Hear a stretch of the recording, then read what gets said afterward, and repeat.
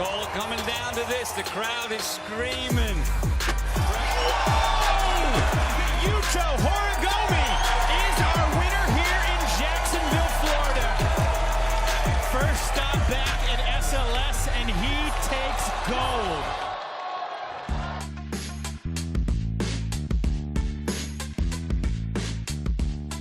Hello and welcome everyone to Seattle, Washington in the great Pacific Northwest, where the DIY skate park push first kicked off in the 1990s and where to this day has some of the best skate terrain in the world. And we are inside Angel of the Winds Arena, the site of Stop 2 of the 2022 SLS Championship Tour. Thanks everybody for joining us. This is the men's prelims where 26 of the world's best skateboarders all vying for a spot in that 8-cut final tomorrow. I'm Paul Zitzer along with Andrew Cannon. Now Andrew, let's get straight into it. Who you liking out here this weekend? I got to talk about Braden Hoban. I think that Braden is going to bring something to this contest that we haven't seen in a while. So on his second run at the last stop, he ended up getting a 9 even. We're looking at tricks from that. He had a tough go when it came to the single tricks, but we were talking a little earlier, and he just said that it was the crowd. It was so nervous, so much stuff happening. So if he can get out of his head, he could do it. I agree with you, but one other skater we really got to pay attention to, Sora Shirai from Japan. He won the tour qualifier to get here. He had to beat all the new guys coming up, and then in Jacksonville last month, he just put it down and came this close to winning, but Yuto took it. I think he's the next skater to win a stop. Now, let's take a look at the Smirnoff Ice Smash Road to the Super Crown. The 4 skaters you see there in yellow on the left of your screen are leading in points. The top 4 skaters will be qualified into the Super Crown final. Now take a look at skater number 5 though, Nyjah Huston. He's not here this weekend. Unfortunately, he just blew out his ACL. He got surgery already. Nyjah, we're thinking about you. Get well soon. We want you back here ASAP. Now let's take a look at the basics presented by Tech Deck. There are 2 sections to Street League, the line section and the single trick section. Each skater gets 2 45-second line attempts, followed by 4 single trick attempts. The top line score counts, and the top 2 single trick scores count also. Top 8 skaters advance into tomorrow's final. Those are the basics, brought to you by Tech Deck.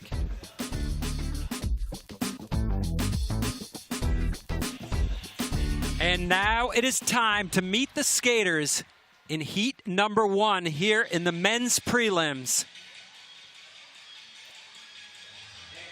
First skater in, Alec Majerus, winner of Tampa Am back in 2012, looking to make his first SLS final, 27-year-old from Minnesota.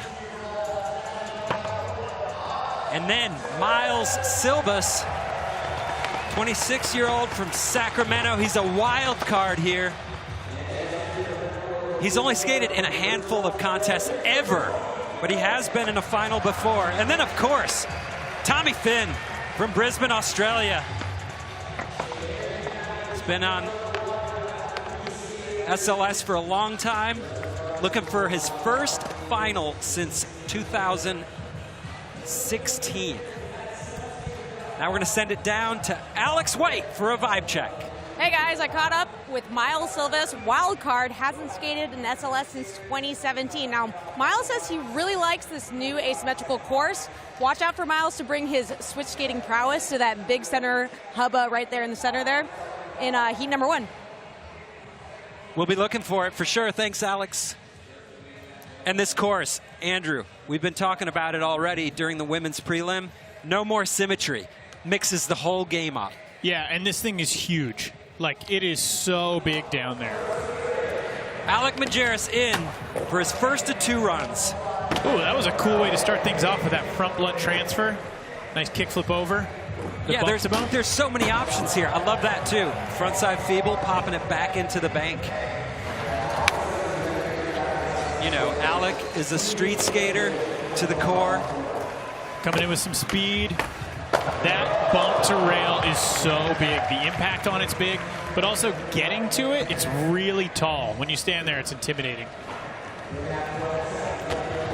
He's got 10 seconds left. Oh, I love that. Back 180, nose grind 180. Losing the board in the trees, and in the shrubbery. Is time for Alec Majerus, run number 1 of 2. And we've talked about the change this year in the format. It's worth talking about again. 1 run does count, no matter what. That is such a cool way to start off the run, front blunting in. And then straight into that kickflip over the hip, real quick setup.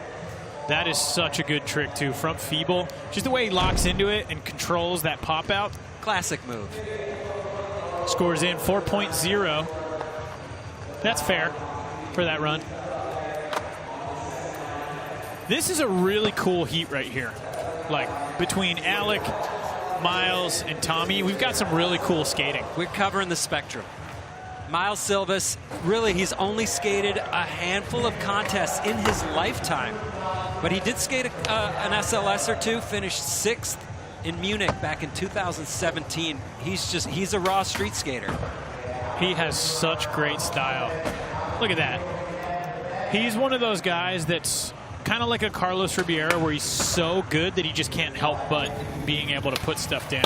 Like, look at that switch heel. Straight to his feet. It was beautiful. And it looks effortless. 10 seconds left. Look at the flick on that. Nice really leg. well done. Right there. 5 seconds left. I hope we can get another one in, but it's going to be tight. He is out of time. Out of time, but still a switchback 5-0 down that huge hubba. Miles is awesome. So the big hubba on this course is a 12 stair. Look at how nicely he just does that nollie heel flip. So controlled. I love that he's got a really wide stance. Front lip, going to fakie, and then pushing into that switch heel. That was beautiful. I'm excited to see where the judges go on this one. 6.2, if he would have been able to get that switchback 5 in time, I think we would have seen it up in the 7 range. Maybe next one. On deck, Tommy Fynn. He hasn't skated an SLS stop since 2019. It's good to see him back here. I am very excited to see Tommy in this. He's got such good energy. He totally hustling out there. Nice 360 flip up. Yeah, and he's a nose blunting champion. I always like to see what he's going to nose blunt on the course, how he's going to get into it. Oh, the kickflip crook getting away. He can't believe it either. Look at that, though. Just full hustle. Front 180 up. Fakey tray. Oh, that is so hard downstairs. Looks like he's going to be able to get this in. Yes. All right. Back 180, nose grind 180. That was pretty sick right there. Always. It's cool to see Tommy out here. He's got a great style, great bag of tricks. If he stays on, watch out. Take a look at that front nose blunt. First trick to start off his line. You said first time since 2019, correct? Yes, sir. That's quite a while right there. Yeah, we're 3 years later.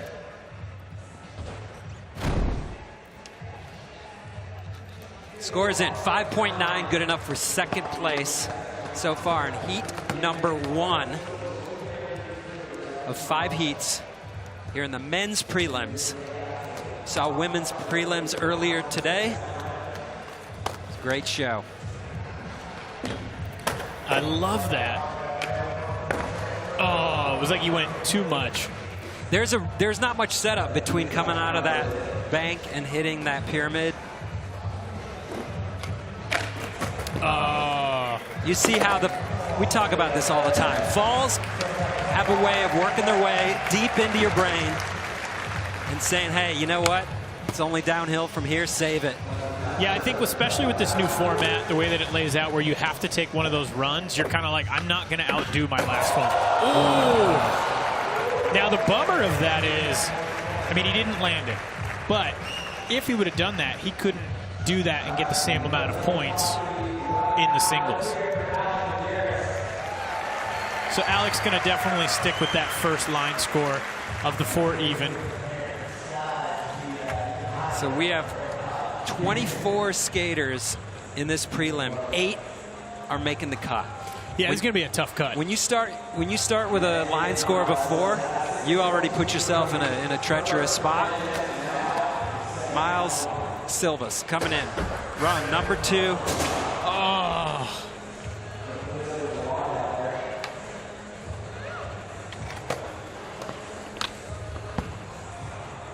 I'll be curious to see where he takes the rest of this line.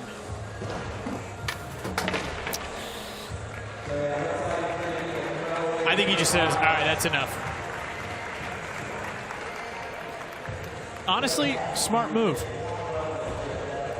Yeah, save it for best trick. Yeah. Don't do anything that's going to show your hand to the judges. Make them give you a lower score later. Miles Silvas, that's time for his second of 2 runs. And that brings us back to Tommy Fynn. Finished 6th place twice. Hard to believe he's never been on the podium. Look at that. That was so straight up and down, that front nose blunt.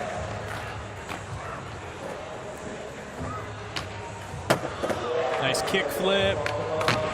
Oh, that was pretty sick right there. 360 flip lip.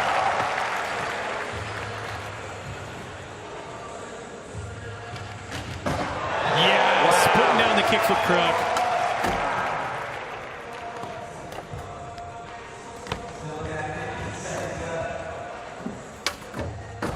Switching it up, front blunt. All right, back tail in. Can he get another trick in? I think he can. Front 180 and, oh, please do this. Oh, the fakie flip. Man, I thought he was going to go for that fakie 3 flip again, but you know what? It looked like he was kind of like, I'm on a good one right now. Don't do the fakie 3 flip. Hey, here's the visible replay. Once again, that front side nose blunt, perfection to start things off. Straight up and down. There's that good kick flip. Caught so nicely on the back foot. And then right into that 3 flip lip. Nice combo. That's an interesting obstacle out there. Sick angles brought to you all weekend long here by Visible. All right, he improves 6.8 right there for Tommy Fynn.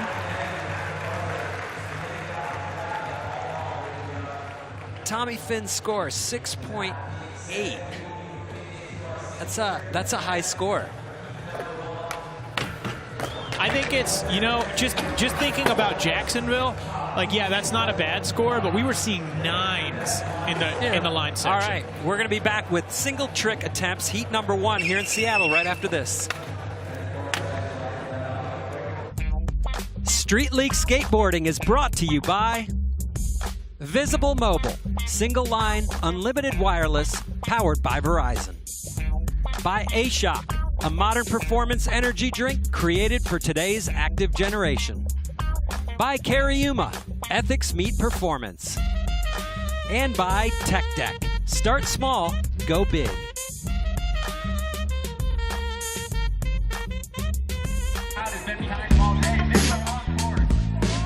Taking a look back at last year, 2021 season recap.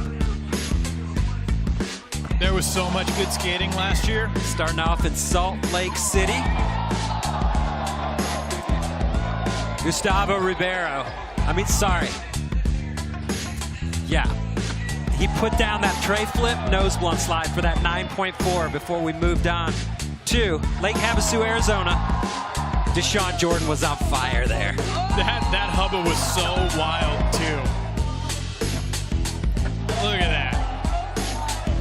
Nyjah, he was saying, I'm not going to lose 2 times in a row. Came back, smoked everyone. And then on to Jacksonville, Florida for the Super Crown Championship. Lucas Rebello putting it down for Brazil. Such great skating all year long, and we see the level just going up and up and up again. Gustavo Ribeiro, so tech, so consistent, except right there where it mattered most. And Jagger Eaton just came in chomping. He was so consistent there, making everything. Lines were on point. Best trick, switchback nose blunt. Took home Super Crown Championship 2021. Jagger Eaton. What a year. Great skating all weekend long here in Seattle. Here's our schedule.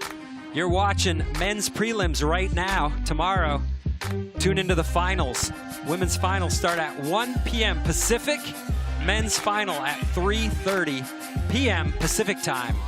Don't miss anything. You don't have to.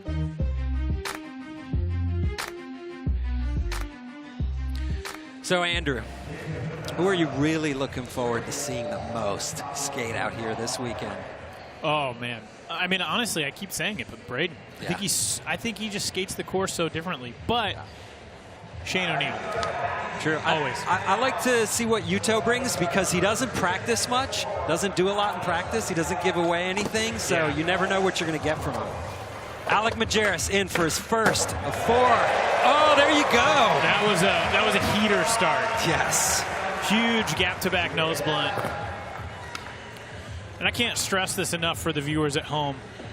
You see a lot of bump-to-rail obstacles. This thing is massive. You can get a little sense of it, but when you're standing there looking over that gap to it, it's just so high. And I hope we don't see it at all this weekend, but you could get rocked on that thing. Mm-hmm. No, we're not going to see anybody get rocked. 7.9. All right, 7.9. What I like about that is everyone now sees, like, okay, a back nose blunt on that, 7.9. Like, that's not a 9. You're going to have to work for it. Not even close. Ooh, switch, backside Smith grind from Miles Silvas. And, you know, it's interesting to see how the judges start scoring on the different obstacles. The 12-stair hubba versus the smaller hubba versus the gap to rail. That's a serious 12 right there. Yeah. Switchback Smith. Look at the way he locks into that. Didn't quite touch rail. I don't know if the judges watch a replay on that or if they're judging it straight off what they saw. 8.1. Man, to get a high like a 9, it's going to have to be really serious. A switchback Smith down that hubba is big. They're not giving them away. You got to earn it. But you're right. Yes, that is a big hubba. Tommy Fynn in. Whoa, that was so cool. Kickflip crook on the gap to hubba off the bump. That was really cool. And that hubba ends really tall. It's at a different angle than the 12-stair. Look at that. I mean, it basically looks like it's about neck high for him when he lands. Yeah. Wow. Yeah, that's shoulder height. I love that reaction, just like, oh, it worked. All right, 8.8. Highest score so far. And we know with this new format, you have to make 2 tricks. No question. Alec Majerus back on deck. Coming in with some speed. Oh. The crowd loves both shoes off. Going for that back tail big spin. Take another look, Andrew. Here we go. Locked in really nicely. Shoots out. Oh, man. Both shoes are gone. I'm glad he was all right. Miles Silva sitting in second place. Coming off that 8.1 switchback Smith. I like the way he's doing this right here. Putting down those hard tricks. I mean, switchback tail down the 12 stairs, no joke. Those are switchback tail, switchback nose blunts, signature Miles tricks. But hard tricks. Yeah. And so the switchback tail is going to get a higher score than the switchback Smith, right? With 8.1 for that. I don't know. You don't know? I honestly don't know. I feel like a switchback Smith is super difficult. I could almost say those are similar. Now, he did the switchback tail better. 8.3. 8.3. I'm excited to see where he takes it for the next 2 attempts, though. He's looking really good, though. Tommy Fynn. Best SLS finish. 3rd place, New York 2016. There we go. He's been on the podium. Wants to get back there. Oh, man. Yeah, that was wild right there. Kickflip, frontside nose grind on the gap to Hubba.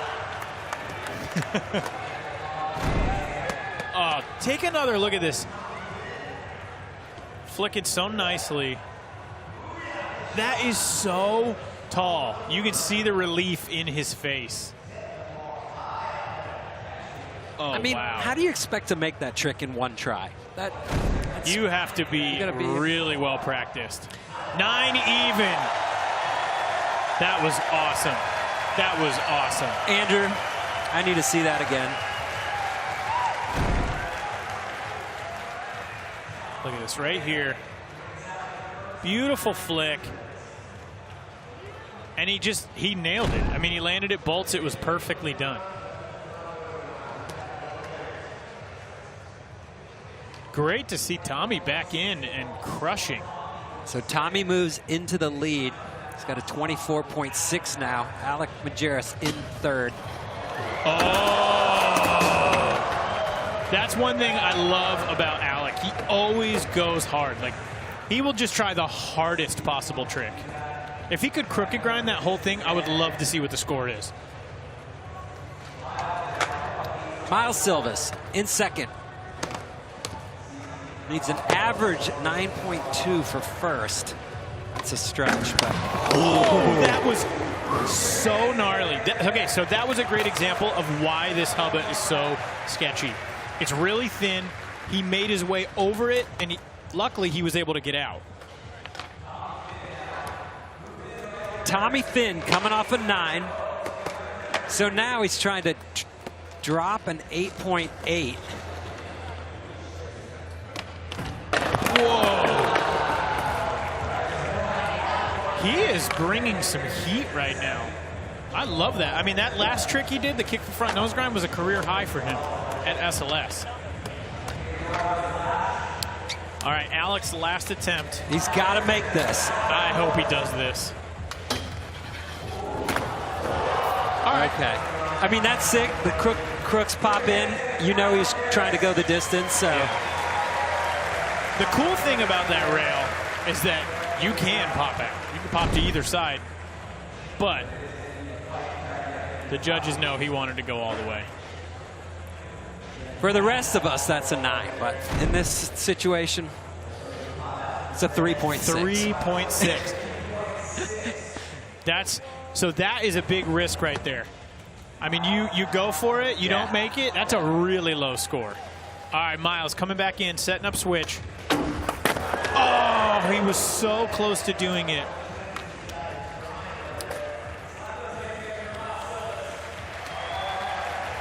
All right, Tommy Fynn with 1 attempt left, trying to drop that 8.8 just to add to his lead. A 24.6 is a good score, but his line score is a 6.8, so anything he can do to improve on that 8.8 trick score is going to help. Whoa, that was a huge. That would have been a really big 3-flip nose slide. Big try. So this is where we will see what happens because he has a lower run score. That 6.8 is a relatively low run score. We'll see if he's able to squeak through because his single tricks were really high. We'll find out. We have 4 heats still to go with the world's best skateboarders. There's 12 Olympians in the building right now on this course. Half the field is an Olympian. That's pretty cool. That's wild. So there's no freebies out here.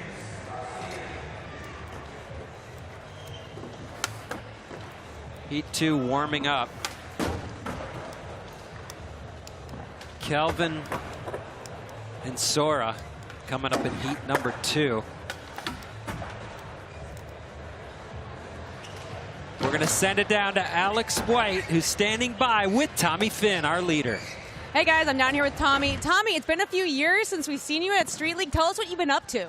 I've been back in Australia. I moved back and been skating a lot. Been street skating. I just put out a Plan B video part. I've just been working on that. But I got married recently and I had a kid recently, so did some live hammers, and it's been good. Having a kid, it's incredible. She's already 1 month old, and just stoked to be back here in the mix with everyone now.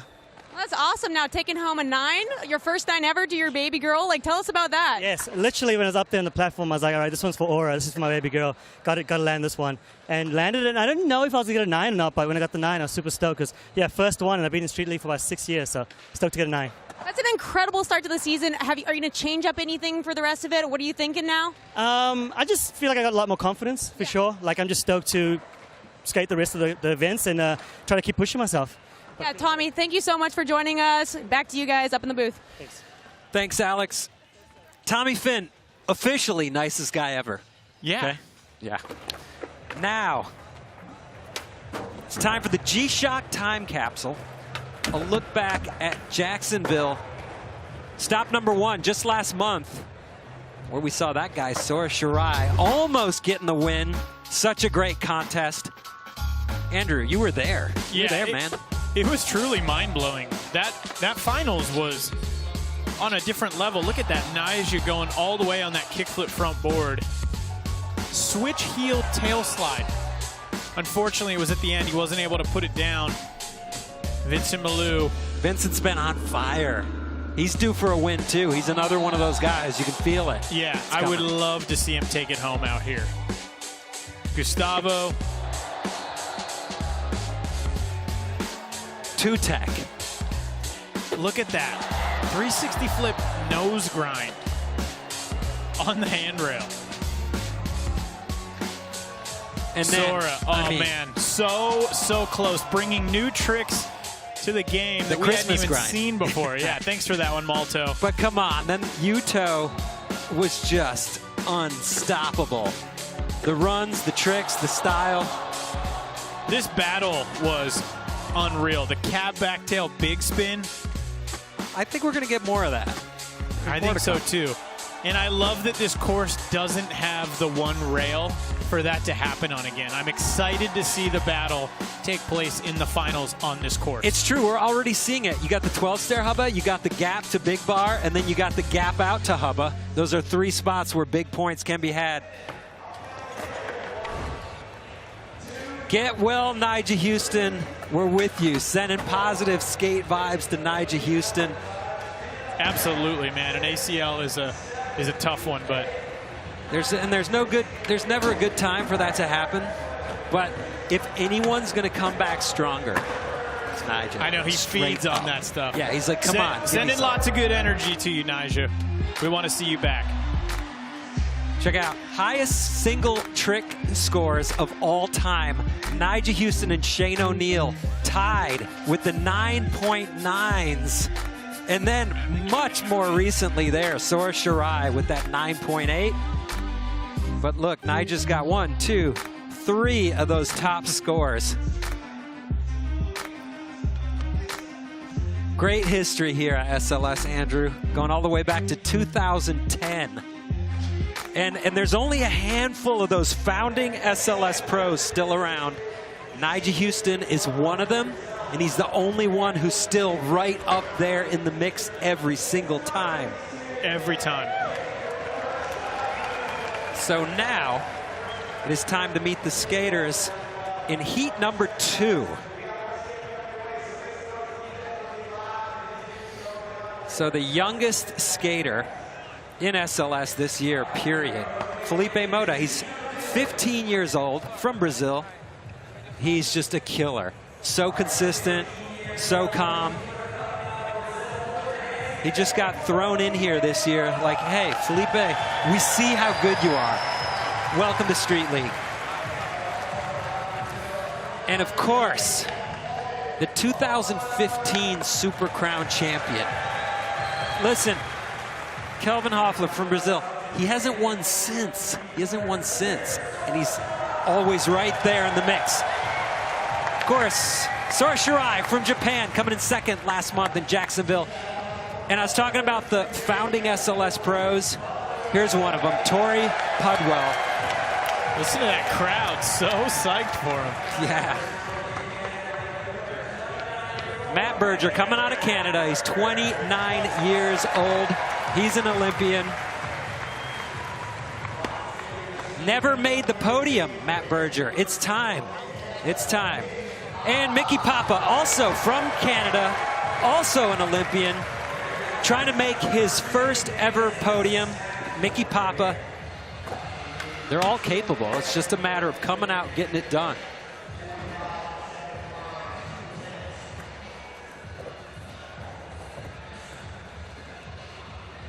This is a good group right here. I think we're going to see some high scores in the line section, in the singles. I think this is where we're going to really figure out, okay, what is it going to take in this heat? Right, because he won was a little bit of a warm-up with only 3 skaters. 6 skaters in this heat. The reason for the differences is sometimes people drop out due to injuries, and you never know why. Felipe Mota getting it done so far. Wow, in the middle of the run, the kickflip back tail. That was so nuts. Done to perfection. Please stay on. Just so awesome to see him out here. 15 years old. Time for one more trick here. Yes. Front blunt pops into the bank, and that is time. That was great. So no falls in that run. Straight out. Does it all. He didn't. No falls in the run, but I think the big thing here is that kickflip back tail. All right, let's take another look. Started it off with the gap to back lip. All right. Huge, huge start. Beautiful kickflip. And then kickflip back tail. So well done. Taking it back to straight. Love the front blunt. 1, 2, just about 3 bars there. He held it. That was a really good run to start things off. 8.1. Yes. That was his highest score in the line section that we've seen from Felipe. And that's the highest line score so far today. Now, this guy knows how to put together a line. If he can stay on, look at it, 82%. That's our Cariuma fun fact. Yeah, Kelvin's a machine. He's almost always good for at least one run with no falls. Well, you know what, though? We'll see it on the next one. Yeah, he does this. We talk about it. He's still a person. He can fall, and he's always good to come back. He tends not to let balls rattle him too much, coming back with that gap up to blunt slide. Ollie 180, switch 50, switch crook. Ooh, that was a cool combo. He is such a good recovery skater. Like, he can put it together. Wow, like that's a great example. He wanted to go half cab crook, and he got half cab nose and held on. And then look, I mean, this is for real. He has 1 second. He's going to use it. He throws in the flat ground tray. All right. I like that. Big back blunt to fakie. All right, nollie 180 to switch back 50, and then he went into that switch crook, and then he wanted to go half cab crook, held on, and then boom, real quick 360 flip on flat. Oh, that front foot. So one fall in that run, but still so many tricks. Skating with a lot of speed, 6.8. He's happy with it. He knows. If you want a really good score, you got to stay on the whole time. Sora Shirai. Look at that. 98% of his tricks are regular and fakie, and 2% nollie and switch. Ooh, that was sick. Backsmith on the square bar. Adds a totally different element, that thing being square. Nice big spin.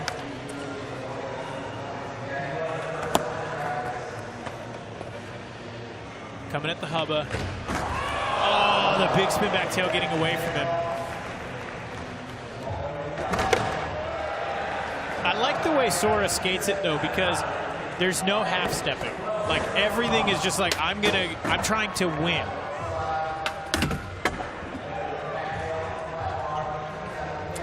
Can he squeeze in one more here? No. he took off after the buzzer. He went for it. He went for it. It's one of those things. I talk about this sometimes. I mean, if you stayed on your whole run and the buzzer pops right at, right before takeoff, maybe you're gonna give him that leeway, maybe. But if you fall, it's just, no. You fell, you ran out of time. Here's another look, and this one was kind of the buzzer beater right here. 180, switch 50-50 down the hubba. And that hubba is sketchy. I mean, on that side, you've got those 3 little tiers. There's a lot of room for death. Kind of getting smoked. 6.3. All right, 6.3 is fair. Fell on the big spin back tail. We'll see it on the next one. Tori Pudwell. Yes.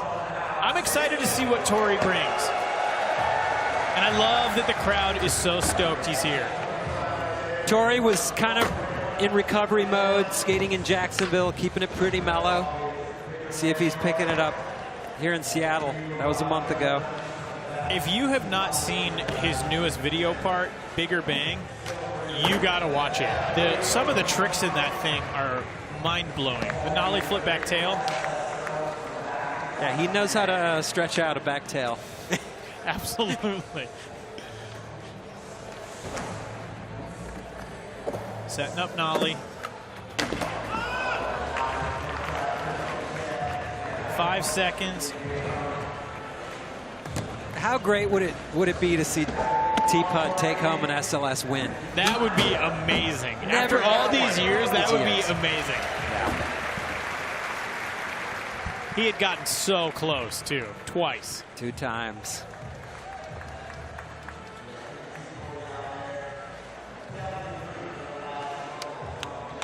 So he's gonna look to his second run. Right there. Oh. It was very athletic. Yeah.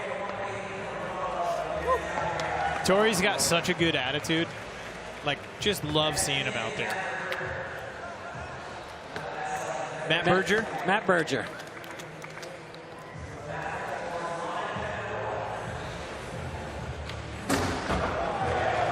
Kickflip front 50 to start things off. Nice 3-flip in. Ooh, that was kind of a big nollie heel. I caught up with him. He landed a little sketchy on that nollie heel, and then off you go on the next trick.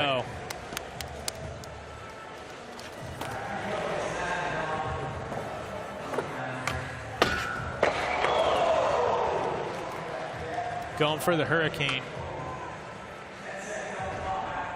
10 seconds. What's he got? I don't think this one run counts format is the best for Berger. He's really good at picking up points in best trick. Not to say he can't put a run together, but certain people can use the format better than others, or it works better for them. It's just really hard. Yeah. I mean, especially on a course like this, there's a lot of big obstacles out there. So trying to link together a run is no joke. Yeah. Now, Mickey Papa are really good at putting together a solid line. When I was talking to him before the Olympics, he said he was practicing like 2- and 3-minute lines, like 15 tricks, just so he really felt super confident with like, oh, of course I can do 7 tricks. Look at the way that he did that varial hill. That was beautifully done. And that's not really a trick you see in contests that often. Mickey linking it together. Oh, the crook on him and Berger. What's going on? Hey, Alex was talking about that ledge and how it's just as wide as a sandwich and how it's just the worst width. And I think there's truth to that. Nice kickflip front 50. I agree. Those thin ledges, even that hubba is like scary. That was a really good line. Unfortunately, one fall Look on at Crooks, this. but Look at how well that was. Caught so nicely. Here's another look at that kickflip front 50. Oh, that back foot was very heel. Tons of great tricks. 7.2. Solid if score. Mickey can put it all together, I think we can maybe see him up in the 8s. Absolutely. Felipe Mota coming in for his second of 2 runs. 8.1 on the first go. So he's in a really nice spot there. Still the highest run score.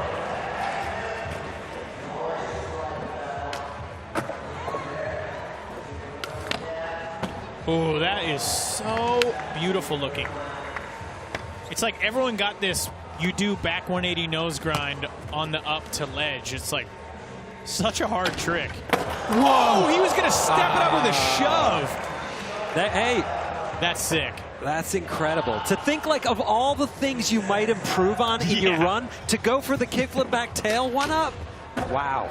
Yeah, like not just back tail shove right there. Yeah. That's wild. But that's how you make an impression on these judges. And I mean, let's be real. Every skater does have their strength moves, right? Like, look at that smart move right there. Yeah, buzzer. It was like, nope, not going to count. I'm not even going to try. But Felipe Mota might be the best kickflip back tailer out, right? Yeah.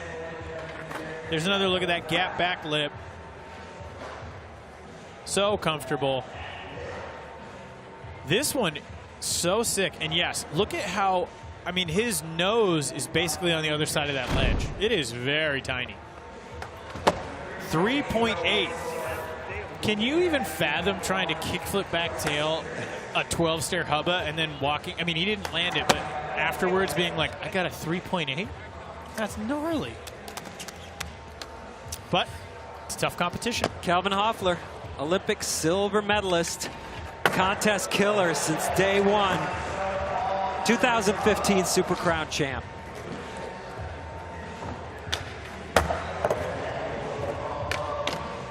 There's another one. Coming with some speed. Back blunt to fakie. Putting it together. With 20 seconds left. Oh, the nollie 180 switch 50. Very slow into that switch crook and making it. Pulled it.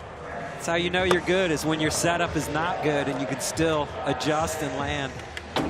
There you go. So sick. Oh, but it doesn't work. Dang, man, the half cab back 5. Everything looks so good about it until he landed. Hey, that was a great run, and he didn't bail the half cab 5. He landed on it. He rolled pretty far. I mean, it's not going to count in best trick, but it's got to count for something. He's going to get a good score on that run, or I think he should. I hope we get to take another look at that. I want to see where it went wrong. There we go. Not only 180. He was coming in definitely a little slow here. And definitely no room for a push up there. All right, here we go. Here's the other look. All right, so half cab 5. Kept locked in really nicely. Kept turning. The upper body kind of wouldn't stop. Oh, man, that's just such a bummer. 7.1.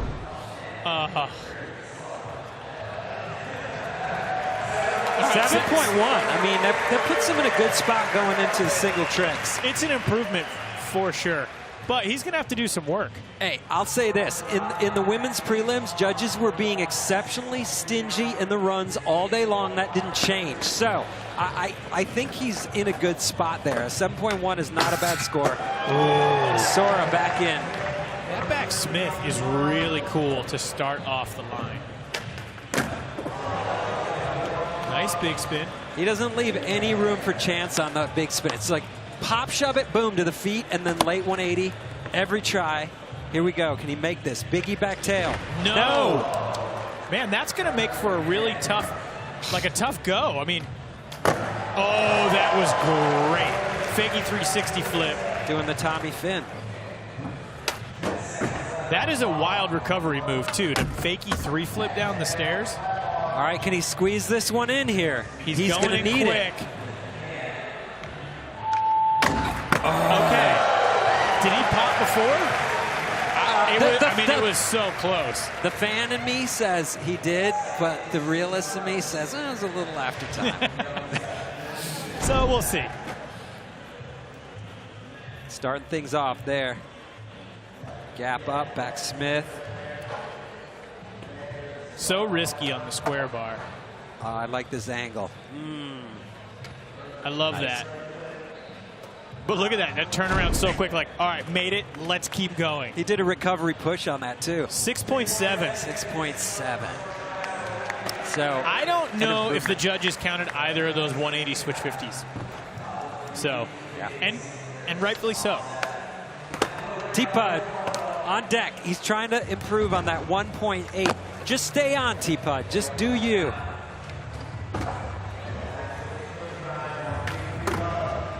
Switch crook, half cabin in. Oh, bigger bang frontside air. Medium-sized bang.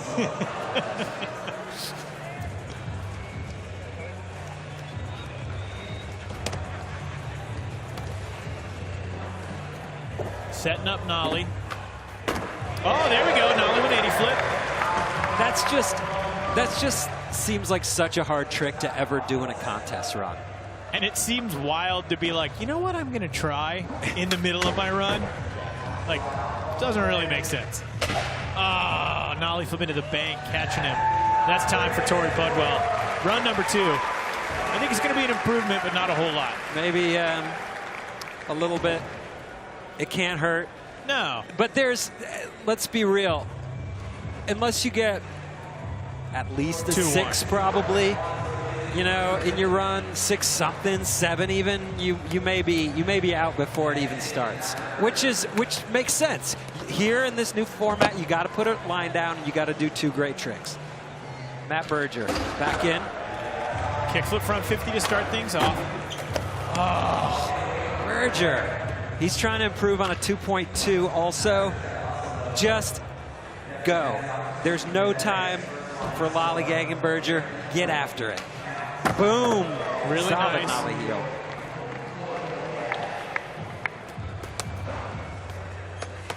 $20 seconds.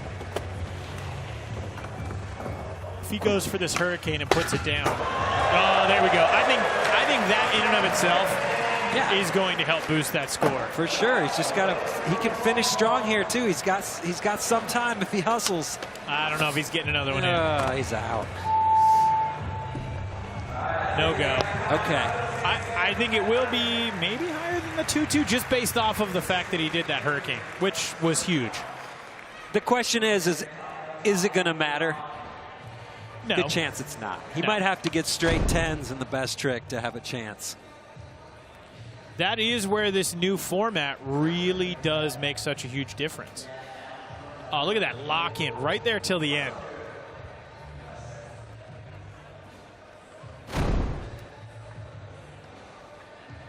Right. 4.2. 2 points higher.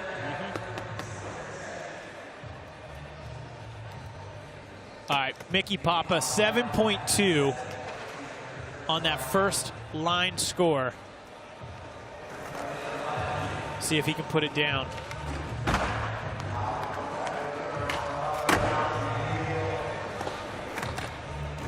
I like that combo. Nollie nose grind, nollie heel. Oh. The risk factor when you start flipping your board is so high.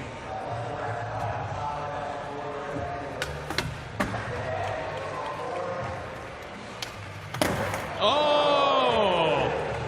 Trying to beef it up with the laser flip.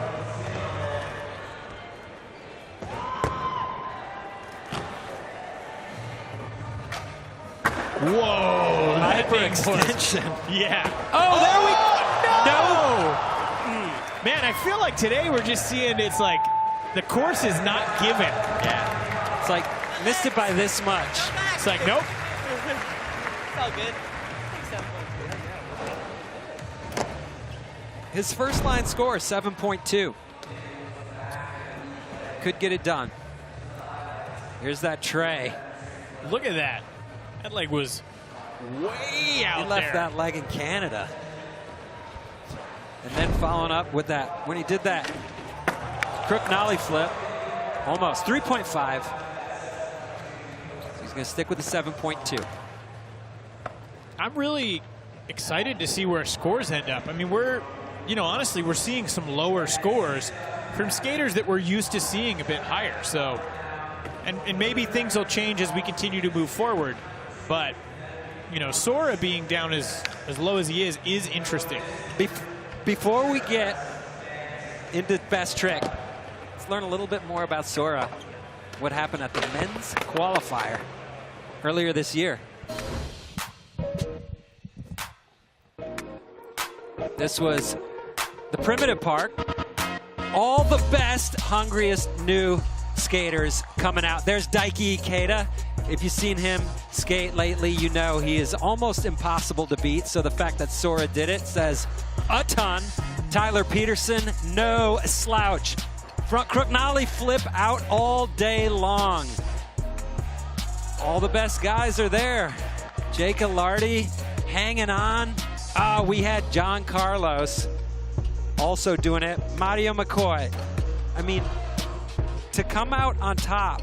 Oh, front nose blunt nollie flip. Kiyaki. One of the greatest styles to come out of Japan in a long time. And there's tons of them. And he's got the tricks too. It's unbelievable. Oh, okay. Yukito Aoki, Tampa Am winner. That gave him the spot in the qualifier. So I mean, he beat 250 skaters at Tampa Am to get there. And he was not quite able to take the win. It all came down to Sora Shirai. And we've seen how progressive his trick selection is and done to perfection. Cab back tail, big spin fakie. Cab back sugarcane. Sora Shirai, he won there at the qualifier. That is why he is here in SLS today. Making Japan proud. Sora Shirai. Such a welcomed addition, too. I love when you've got skaters that come in and they totally bring some new sauce. You are watching this Street League Championship Tour. This is the 2022 schedule. We did Jacksonville last month. We're here in Seattle currently. We're moving on to Las Vegas, Nevada for stop 3 in October, and then heading all the way down to Brazil.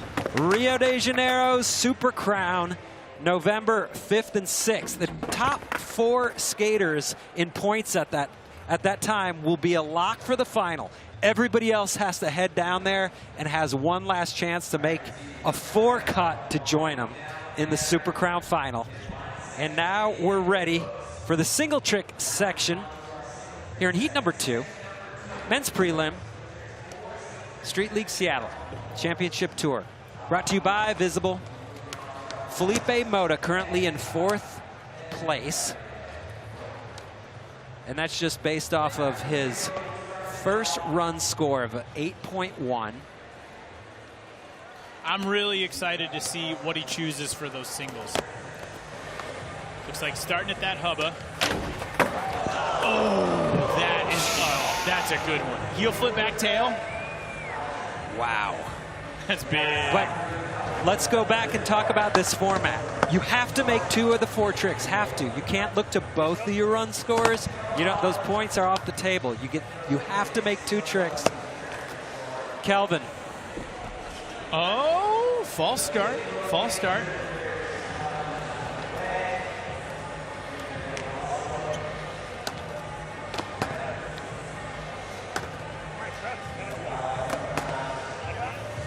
All right, what's he going to go for here, Andrew? I feel like we're going to see cab back tail. Beautiful. I thought that's where he was going to go, and man, he did that so well. I can't wait to take a look at the slow-mo because there was so much action going on. All right, here we go. Look at that. He is locked in just about halfway down, but man, he held on to that so nicely. Wow. Oh, look at that. No wheel on there. And that's a long slide. Yeah. No skipping it off the end. No, sir. 8.5. That's a huge score. Kelvin Hoffler moving up into 3rd place. That's good news for Kelvin. Sora Shirai. I'm so excited to see where Sora takes this. We have the obvious no rail. Oh, the Christmas grind. And doing that on a hubba versus a rail is totally different. I'm not saying it's easy. I'm just saying that the rail gives you the opportunity, that circle rail gives you the opportunity to kind of move and groove as you need to, not with the hubba. Where is... Oh, Tori. I was like, what is this angle we're seeing?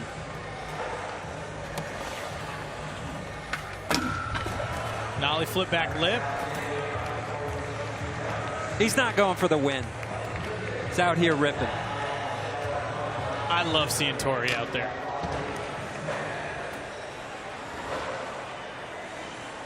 Berger. All right, he's going to need absolutely massive best trick scores. Bennett grind. I feel like he got hung up on that hubba, and I feel like Sora got hung up on it just a little bit. Like you said, though, it's different than the rail. I mean, Malto's talked about it. He's like, you just wax everything. So if you're sticking, it's like, someone get out there with a brick and get after it. All right, Mickey Papa. Ooh. Did not hang up on that. His ability to varial heel flip like that, just so perfectly to his feet, is amazing. Visible replay. Varial heel back 50. Look at that. Perfection. Got on with the back truck, front truck down so nicely. Him and Manny Santiago. Only two skaters that could do that. Mickey with the 7.2 line score adds an 8.9 to that. Moves up into third place. That's solid. So score in the line 7.2. All right, 8.9. This is pretty awesome right here. All right, Felipe Mota tried the heel flip back tail in that first one.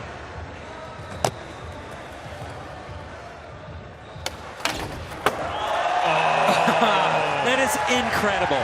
Heel flip back tail. And that changes the whole final, or the whole road to the final for him. If he would have fell on that again, then he would have had to make his next two. Now it's like, okay, you're going to get a huge score there, and you got 2 tries to do 1 more. Setting himself up beautifully. Take a look at this. The heel flip back tail is so difficult because you have to get it much higher. Look at where he's looking when he lands. He's looking almost around more than 180 degrees on the stairs. Wow. That was really well done. 8.1 moves him into third. 8.7. There you go. Working his way up. They're making you earn those 9s today, though. Kelvin Hoffler had the 7.1 in the line section. Started off with an 8.5 in single trick. It's attempt number 2. Looks like he's kind of taking a look to see, hey, is this thing going to grip or what?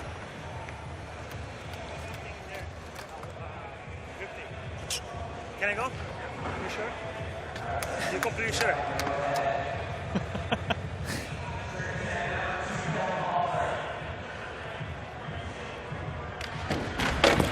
Oh, he's getting a little dancy right there. Half cab nose to back tail. That's a hard one. Staple Hoffler move, though. Yeah. That's kind of a go-to. He's been able to pull that one out for years. Kind of a tough hubba for it. We've talked about it being long, but you really need some length for that. All right. Does Sora go back to the 180 switch front crook?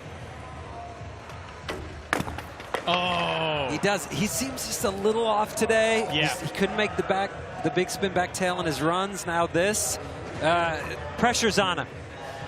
That's hard. I mean, you come out at the first event swinging like that. I mean, he qualified in a wild way. But then at the last event, just skating so well, that's got to feel tough.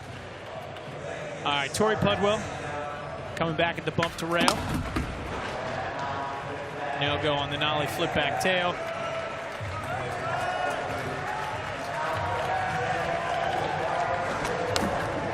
Matt Berger, currently in 8th place. Got to make something here.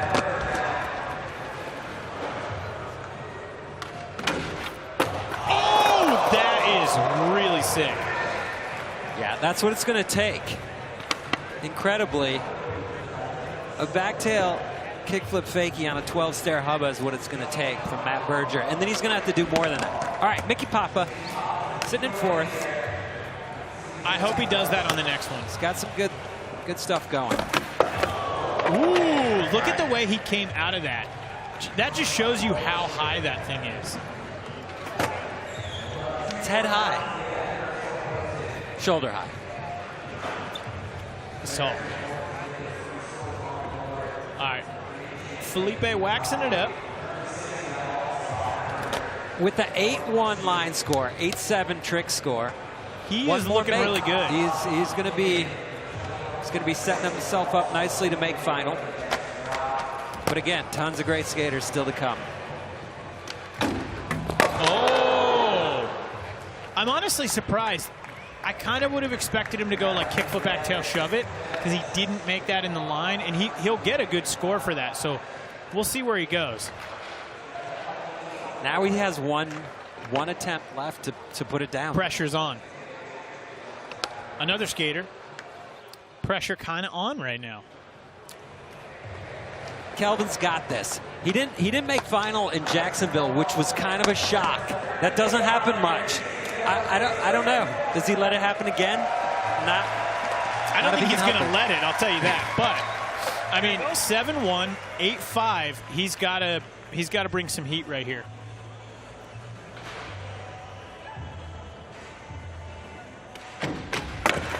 Oh, that's tough.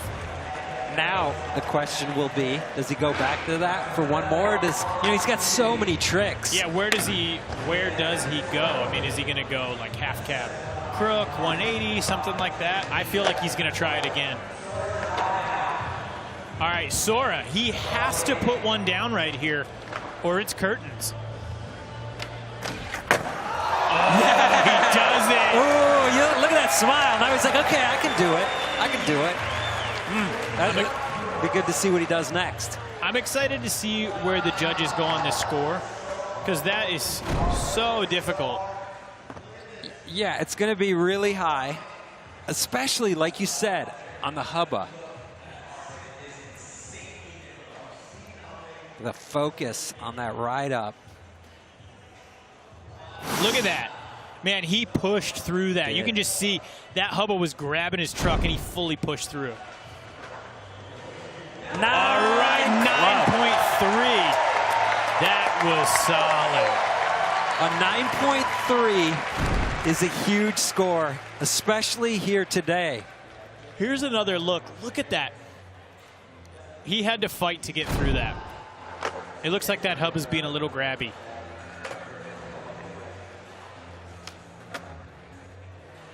All right, T-Pud. Nollie flip, back lip. Do we see it? Yes. Oh, I love how fired up the crowd is for him. Yeah, and that just proves that everybody here skates. If you didn't know, you wouldn't know, but if you know, that's T-Pud. You want to see him make it. Matt Berger. This is mandatory. Berger has to put something down. Oh, man. Curtains for Berger. Yeah. That's tough. He's going to have one last crack at it for the crowd. All right, Mickey. Mickey as well. He needs to put it down. He's got two great scores.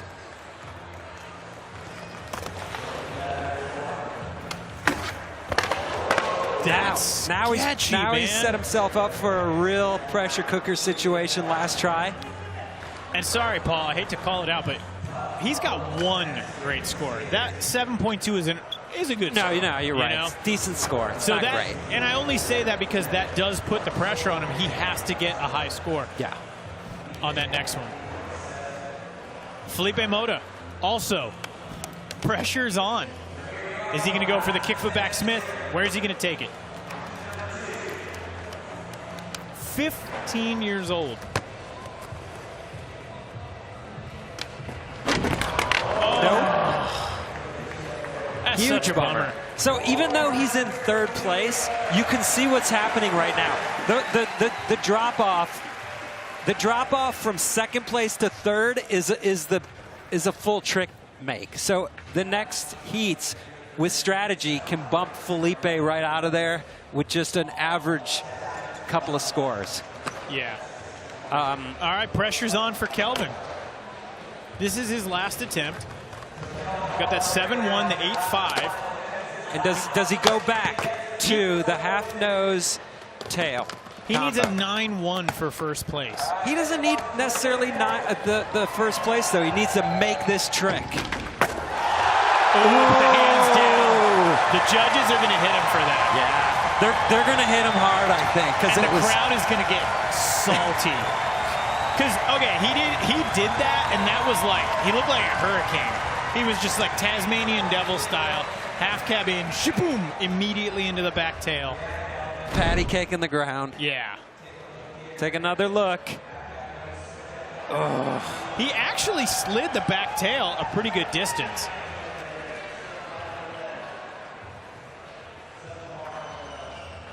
Oh, Sasuke. But that was a fair bit of patty cake. I think he's going to get docked, and I think the crowd is going to boo it.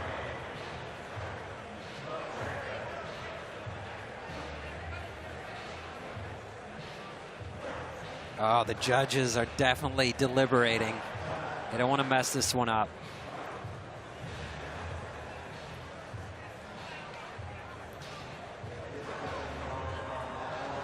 No matter what, he's going to move. He's going to move way up. 7.5. Wow. Boom. Second place. Kelvin Hoffler. There. The crowd. You called it. I told you. But that was the right call. And to be honest with you, I think they gave him a higher score. I thought they were going to go in the 6s. I was like, oh, he's going to get a 6-3. I mean, he really relied on his hands right there. He was tippy-toe with hands. I think the judges hooked him up because they want to see him move forward. All right. Pay attention. Sora Shirai, last try. He needs this. 8-7 for first. Oh, he does it! Classic Sora. All right, he's got those. He's got 180 switch crooks, 180 50-50s all day long. Yeah. That was a smart move, well played. Man, just think about, all right, here's a look at it. Look at how his stance is. It's so narrow. That is wild. Yeah. And the way that he balances right there, look at this. I mean, that is a proper, like, fakey 5-0. It wasn't a 180 switch crook. No. It's switchback nose grind. And I'm glad that we got to see the replays because I thought that was switch crook as well. And with that being nose grind, that's a way harder trick, especially the way he did it. So he's going to move way up too. You think that? I think that has potential to outdo the 8. I mean, so he needs an 8-7 for first. I think there's potential to get it there. 9.3 potential Sora in the lead. Wow. I think the judges are giving him the credit for doing it on that hubba, and again, not the switch crook, but the fakey, straight up fakey grind. Yeah, that was such a difficult trick.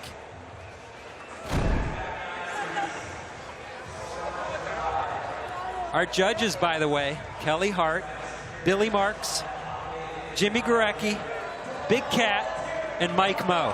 So you know, whatever the scores are, they're solid. These dudes know. T-Puds, come on, get it! Yes! I just love how hyped everyone here in Washington is for Tori. Oh! Can we see the replay of the fall right there? With the spilled beer.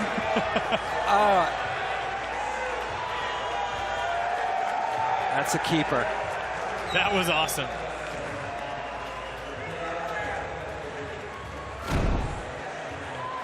Yes, we've got it. Oh, man. That was awesome. 5.5, all right. Love seeing Tori out here. This one also for Berger is going to be for the crowd. But listen, T-Putt is in 8th. He could make final. Just kidding. All right, Berger. Not going to happen. Tough break for Matt.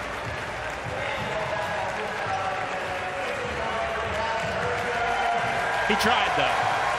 Man, that backtail kickflip is a serious trick. Final attempt here in heat number 2. Mickey Papa. He has to put this down. Gets so close. The heartbreak. He set himself up so well. He got that 8.9 on his first try. Man, that hurts my heart. 3 falls in a row. He had a really good run. He did such a good job, but unfortunately unable to do it. Ooh. So your standings after 2 heats of 5 here in Seattle. Sora Shirai up on top with a 25.3, followed by Tommy Fynn, Kelvin Hoffler, and Miles Silvas. Those top 4 scores are the only ones that are probably going to maybe matter in the end. Because Felipe Mota down there with that 16.8 in 5th, that is not a healthy score. Yeah, that 22-23, that has potential to be bubble scores. Right. But Sora Shirai coming through. He saved it. Best for last. Terrifying. That's got to be so, just the pressure has to be so wild. Yeah, to think you got to do that level of trick on that 12-stair hubba and make 2 out of 2. That's what it takes to be a pro here in 2022. Look at this course. Yeah. We are going to send it down to Alex White, who's on the course with Sora Shirai. I'm down here with Sora. He was a little shy, but we got Mika here to translate as well. I just want to ask, Sora, what made you pick that last trick, the Sora grind, to go for? 最後のトリックはどういったところで取り組みましたか？どういったところで取り組めましたか？どのような意気込みで取り組みましたか？なんかもう点数出るトリックは分かってたんで、もうこれしかないって、このトリックはずっとやってて自信があったんで、いけるかなと思って。はい。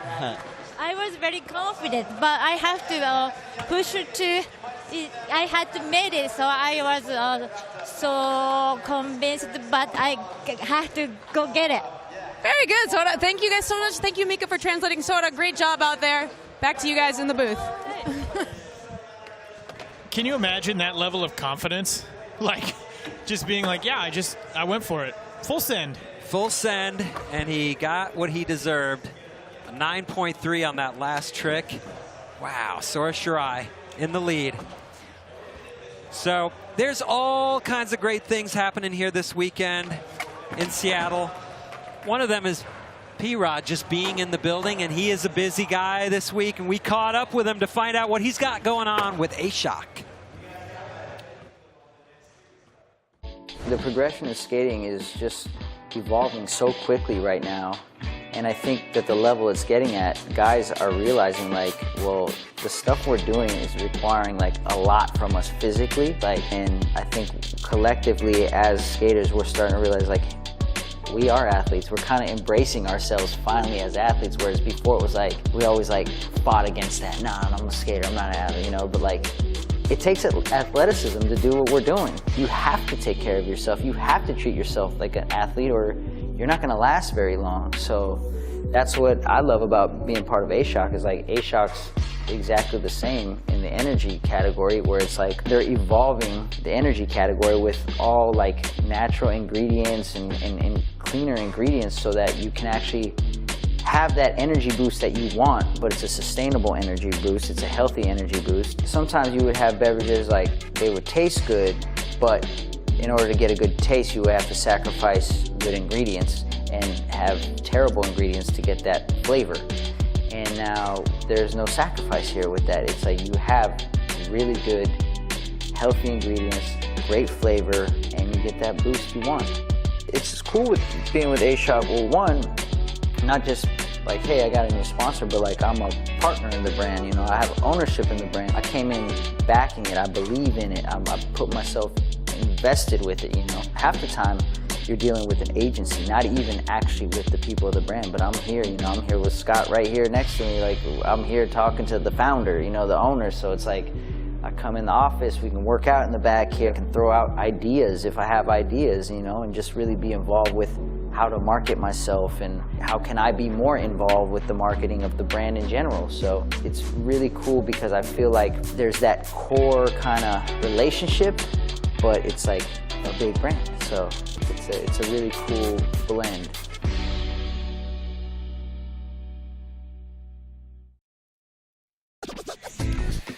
Shoc equips exceptional athletes at maximum levels with confidence, effortlessness, and new levels of mental focus while putting the best ingredients in their bodies. Thanks, Shoc, for being a part of SLS.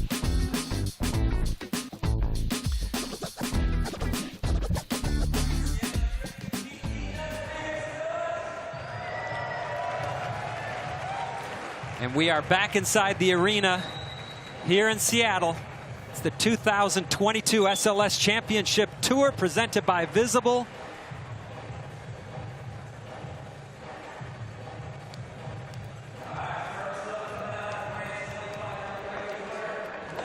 And now it's time to meet the skaters in heat number 3. Coming in first, Vincent Milou from France. He has been on an absolute tear lately. Ryan DeCenzo from Canada, SLS Pro since way back 2013. Deshawn Jordan, crowd favorite out here. Winner of Chicago 2017, one of 10 skaters to win at SLS, and here's another one.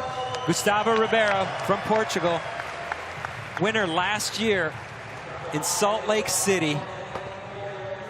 And of course, Alex Midler. He's been skateboarding since he was 3 years old, and it shows. He's a beast on the board.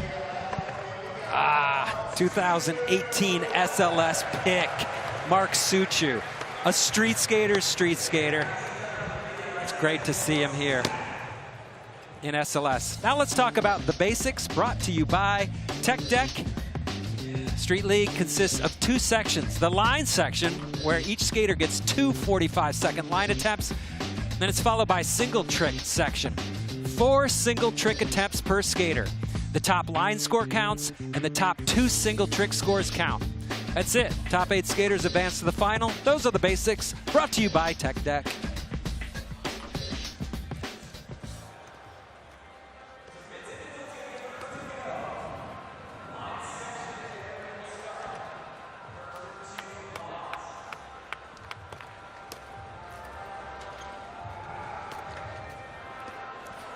All right, Vincent Milou from France. Ooh, starting off switchback Smith. Look at that switch nose grind. Does anybody here skate with more power than Vincent Milou? I feel like Vincent really does bring so much energy to it, you know? I think he's always popping his tricks super high. It's really sick. He's a powerhouse. He's just all spring. Look at that. Oh, 180 switch crook.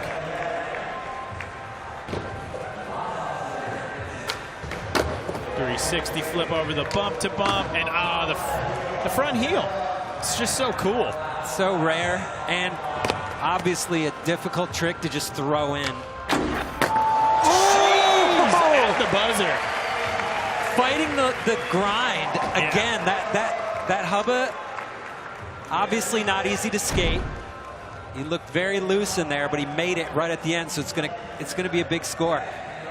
Yeah. Starting things off, switch back Smith, and then the switch nose grind. Here's just the power punched kick flip.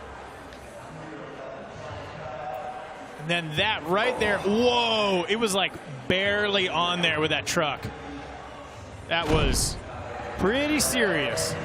Got to be a good score for Vincent. 6.8, not the best score. That's gonna work. It can work. I want to welcome Sean Malto into the booth, joining us here in Seattle once again, the 2011 Super Crown champ. It's great to have you here, Sean. Yeah, thanks for having me. Anytime. Ryan DeCenzo's on course right now.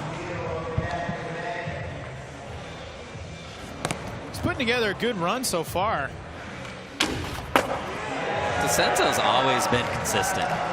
He is like one of the most consistently good skaters for so long. Oh, he's like, watch out. Yeah, looking to point to his spot. Wow. Big 3 flip. That's so cool. That set is huge. Did you skate this course at all? I rolled around a little bit. I'm coming off a heel bruise, so I wasn't jumping, but I was there the whole practice and kind of talked to these guys through it. Look at that switch tail slide. And every person that skated the stairs had the same thought as there's not a lot of runway actually to clear the set. So the fact that he kind of turned around and threw down into the bank and tray flipped it, it's really impressive. 8-3. I love that, man. The judges are, I feel like the judges are really doing an awesome job today. Yeah, they're on point. I was there for the whole last heat too. It's not easy. Next skater in, Deshawn Jordan. I always love getting to watch Deshawn in the line section. He's your AZ local.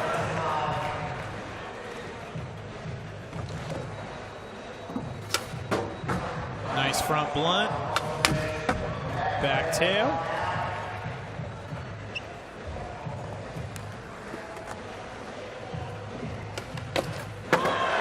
That is such a wild obstacle. That gap to it. Gap to nose blunt to a head high drop. Laser flip. It's so impressive that he can do that every try. First person we've seen kind of go, boosted to flat. Nice 360 flip. Impressive run from Deshawn.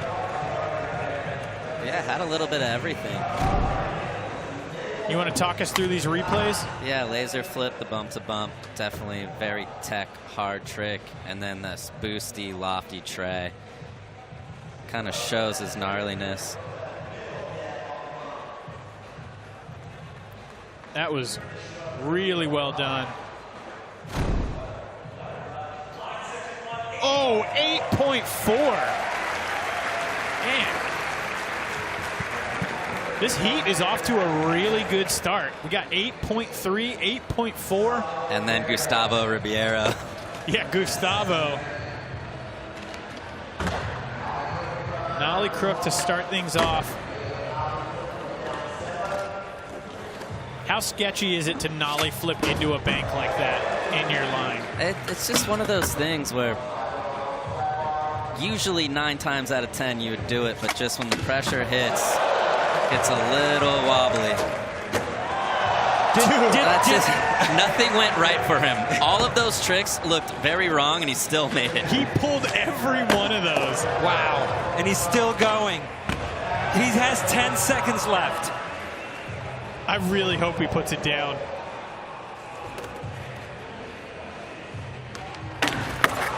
Oh, kick from front board the hubba? That's wild. Sean, did the pressure help you, or would it get in your way? It just depends on how it starts. So if you started solid, the momentum, the pressure actually helped because you felt good and you had all this adrenaline. But if you start wobbly, it's kind of hard to get it back. Look at this. Look at his feet. I think that's what he kind of felt. It was like kind of got off to a wobbly start, and it kind of just stayed that way the whole time. This right here was really good. But yeah, I mean, the first, 45 seconds, 50 seconds of that line was a little bit wonky. It was 7.5. Still solid. The best run score we've seen so far is an 8.4. So yeah, that's way up there. Alex Midler coming in for his first of 2. He's never not charging. Yeah, he always goes for it. 3 flip up. Nice. Most people aren't doing tricks on that bank.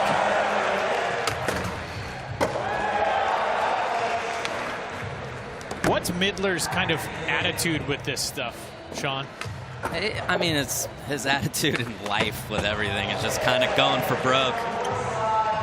He just tosses his body out there and hopes for the best. Look at that. What a finish. I mean, this has a real chance on being the highest scoring line. Yeah, it had everything you wanted in it. And some.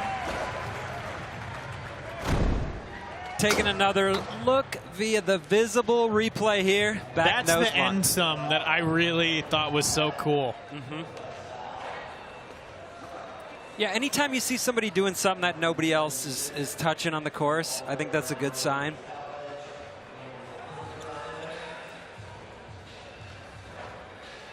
And then this right here, the back 3 to cap it off.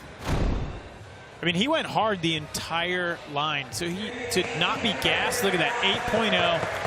So it's up there with the higher lines, but it's not top dog. So Mark Suchu on deck for his first line. Sodi. Yeah, I love that Mark Suchu, Skater of the Year, also comes in and fully wants to do well here. It's so cool. And he, oh, that was sick. Andrew, he's one of those skaters like you were talking about. He's just so good on a skateboard. He can also skate at contests. He's not somebody who trains. He doesn't try to set up lines like everybody all the time. He's just great.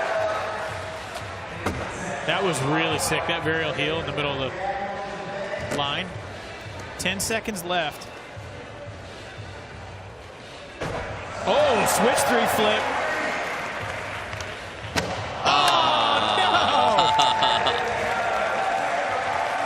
So, Sean, how do you think that stacks up to what we've seen so far in this heat? You know, he didn't do the hardest tricks in the world, but like this tail slide, no one's doing that.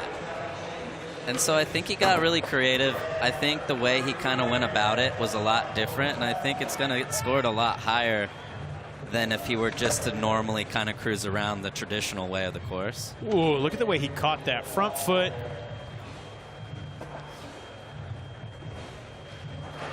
That was really cool. And straight into nose grind on the hubba.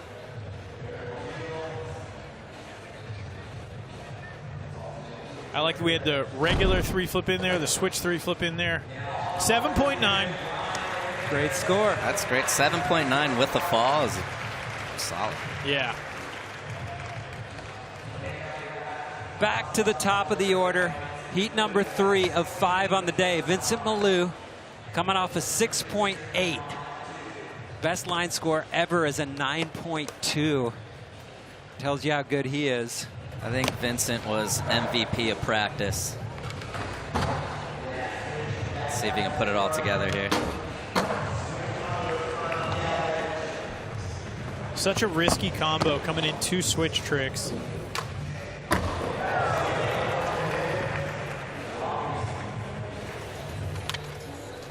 What's kind of cool is knowing that Vincent, 10% of his tricks tend to be switch. Oh, he puts it down. That is such a heavy trick in the middle of your line. Oh.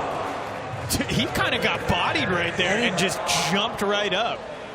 Mess around. Can he fit in one more? You got to count that. Yeah, to go down that hard. You got to give him an extra microsecond. Ooh. Look at how psyched he is, too. That's what makes him so rad. Well, just one of the things. And he's rad. There's that 180 switch crook.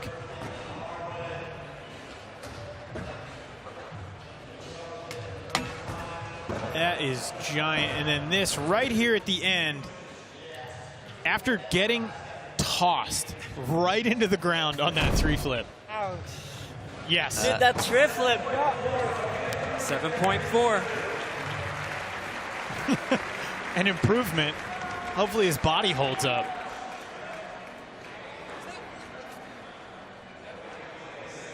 All right. DeCenzo back in 9th place. 8-3 on that first line. It's a sick way to start it off with just a really good front blunt down the hubba.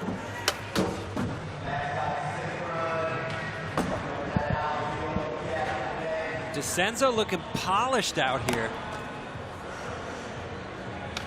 Switch. He knows how to put together a good line.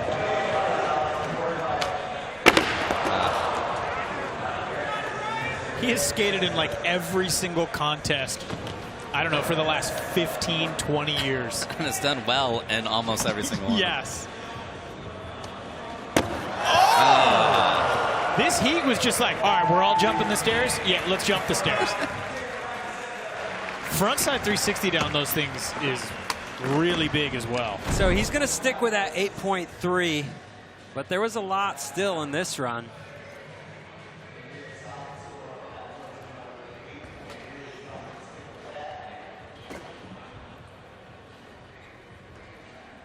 Blasting frontside ollie.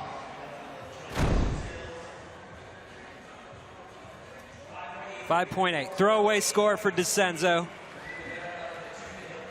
But he's got 8.3. Totally puts him in the running. Huge. Deshawn, 8.4. That's still the highest run score today. Switch nose grind. Yeah, that was rad. Fakey 3-flip.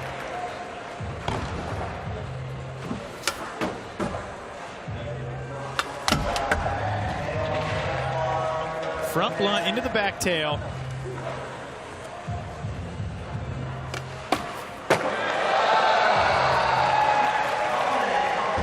Deshawn just takes the impact. It's like so well. It's like a real athlete. Truly. Yeah.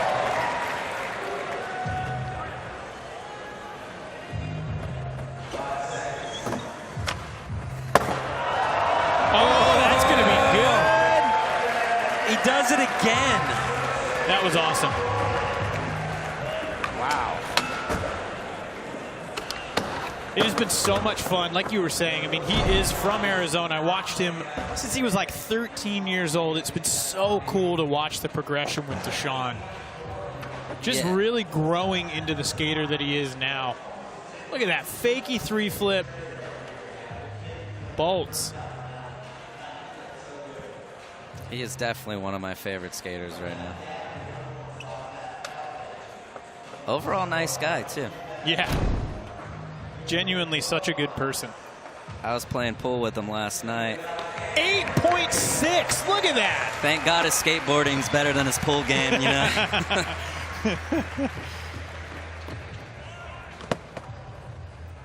All right, so that is a big score. Yeah, he outdoes the highest run score that he already had. Gustavo Ribeiro back in, coming off a 7.5, and we saw him. He was a little sketchy.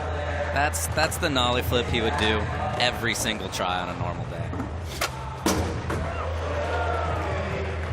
The way that some of these skaters can so effortlessly get into the 50-50 like from a 3-flip blows me away. Man, that is a wild combo. Yeah, just so quick. Dangler. So good recovery after the nollie flip. What's the guy here? That kickflip front board is such a weird choice. Yeah, on the hubba that wide, you kind of get locked so in it, it's hard to turn it out. Here's another look. Bigger spin, flip front board. Wow. And then getting into this front blunt. I think that is such a rad trick right there in the line. Just the front blunt off the ledge. Yeah, that out ledge is not easy to skate. 6.9. He'll stick with that first run score. Still a great score. Alex Midler coming off an 8.0. This he really is turning it up. That's a way to start it. Yeah, he knows. He knows. He's just going to save it. I respect that move. He's got the 8. He's in a good spot. And he's off the course. He made everything after the bail. So Mark Suchu will be coming in next.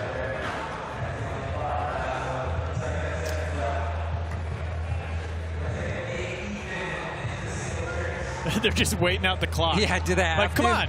Can they kill it? They're like, nope, that time's his. They wanted to give him his FaceTime. They gave him a strong .1.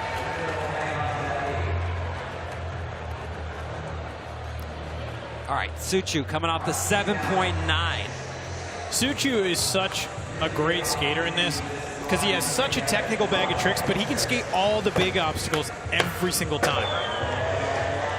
Yeah, and he's definitely not famous for being a big obstacle skater. He's just that good, right? Just skate it all. Love that. Ooh, carving into that hip.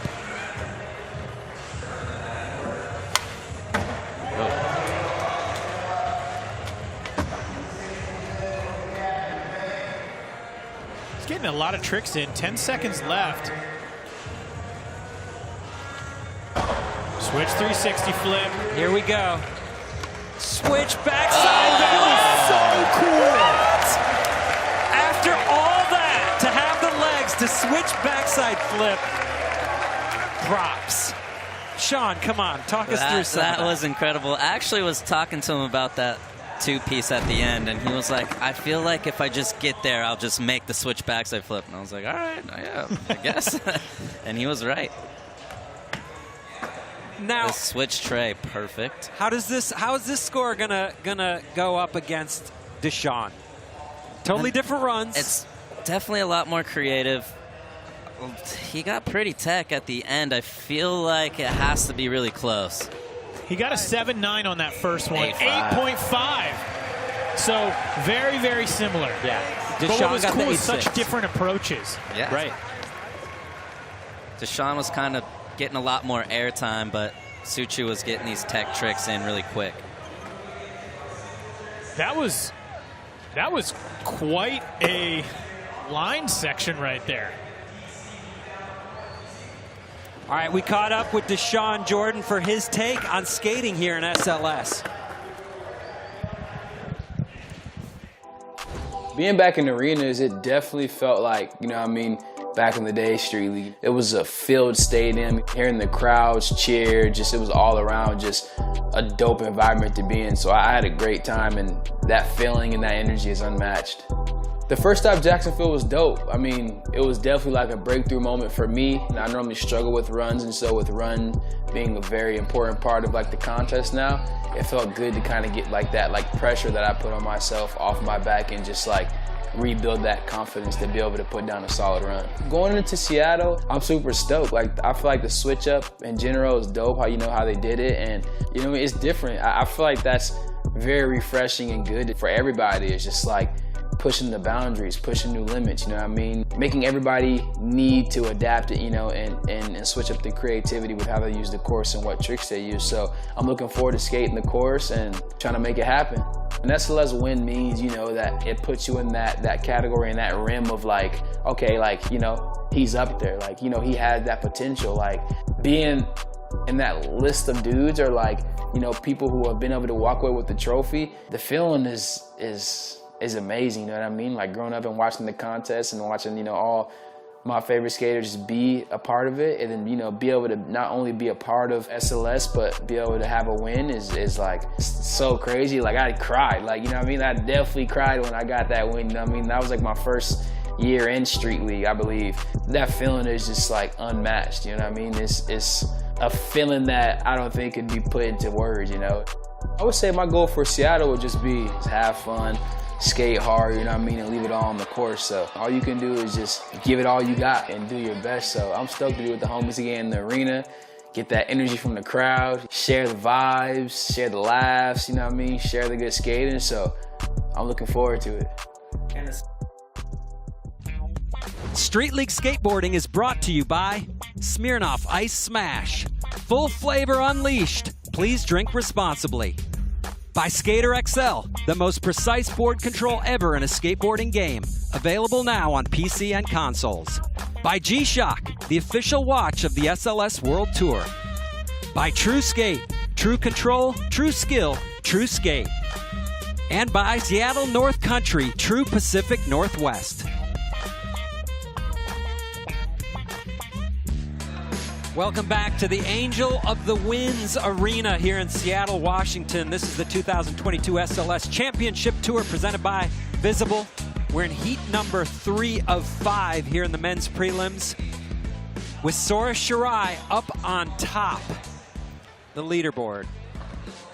Vincent Malou from France coming in for his first single trick attempt, coming off a run score of 7.4, putting himself in a good spot.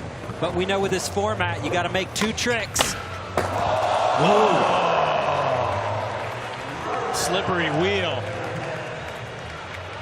Those gap to rails, it gets so sketchy when you got to push it out there to try to make sure you clear it, and then it's kind of slip out sometimes. So DeCenzo putting in a great first run. It's his first trick attempt. DeCenzo's on fire here. He is. I wonder if it's just because we're so close to Canada, he's just getting all this extra Canadian energy. Just juice is flowing from... He's like semi-local here. Yeah. Home court advantage.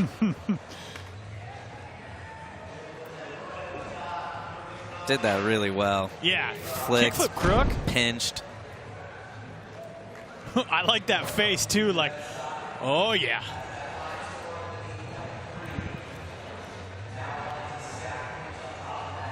.6. Nice. That's also super good to know for a guy like Deshawn. Now, I haven't seen him try anything, but man, 3 foot 50 on that for Deshawn could be a really big score.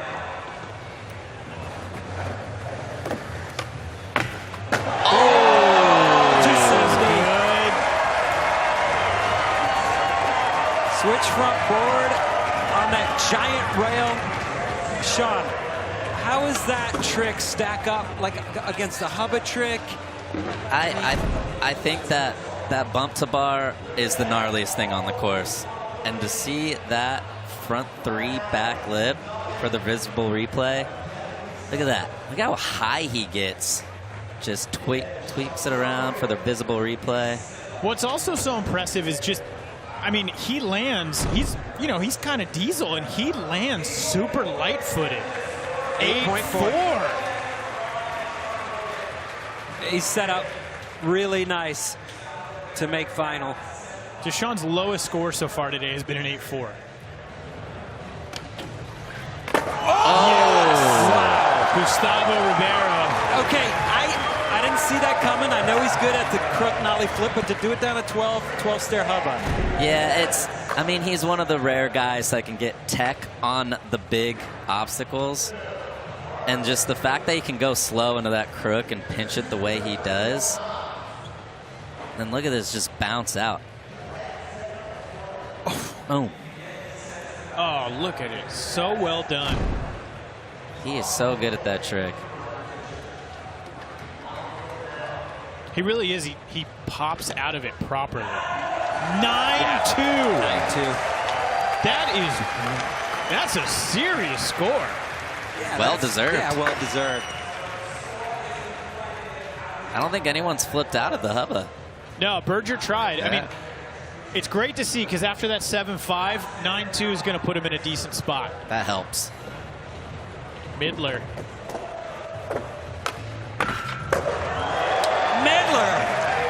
He goes. He decides, and then he goes. There's no backing out. Come what may. I think Alec Majerus back nose blunted it, and we were in the tent in the back.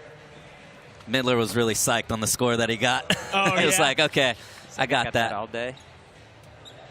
Look at how well he did it, too. You know I love a back nose blunt.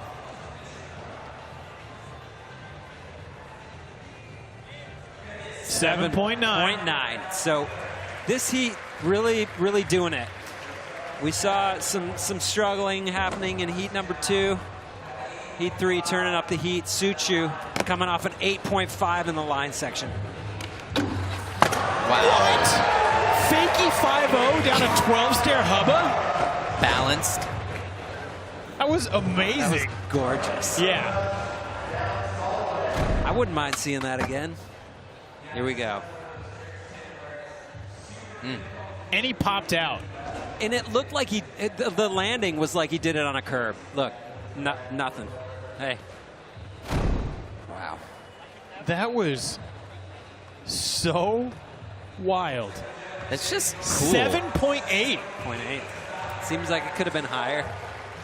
I would have liked it into the 8s. Yeah. But I thought it was like 8.2, but 7.8's good. I'm with you on that one. Vincent Milou. Okay. We know he's just going to go. We'll see if he goes for that kickflip lip again. Yeah, it looks like it. Yeah. Yeah, that was so sick. He's not going to miss that trick 2 times in a row. He's just not.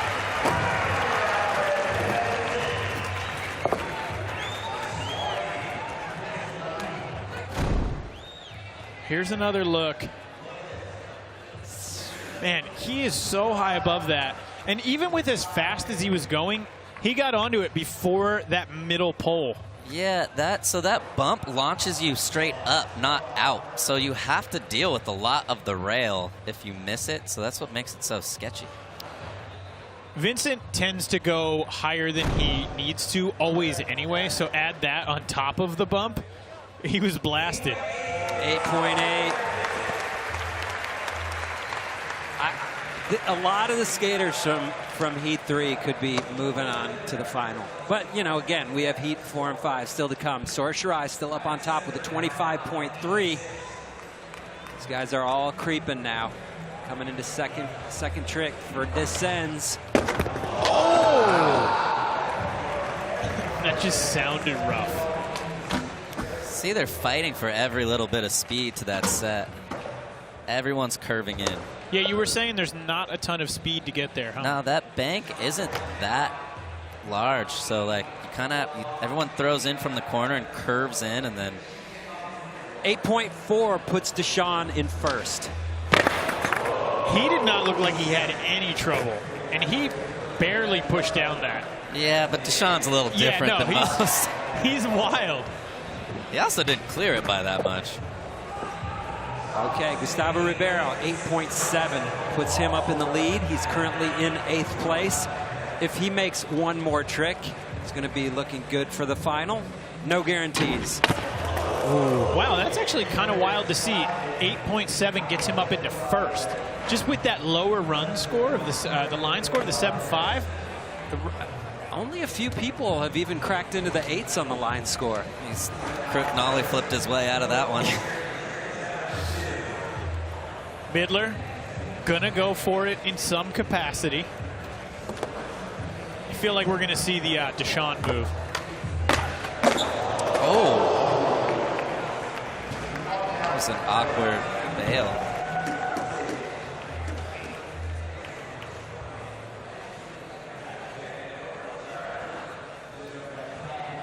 Mark Suchu on deck.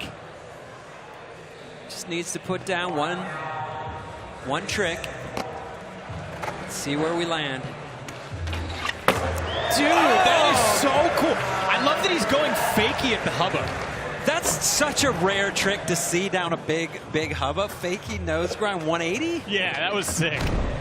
What do you think, difficulty-wise? We're psyched on how cool it is. Where does it land in the difficulty? It's very difficult. I think popping fakie and then getting back to your front truck like that and then 180ing out. I mean, rarely in skateboarding do we see that going down stuff.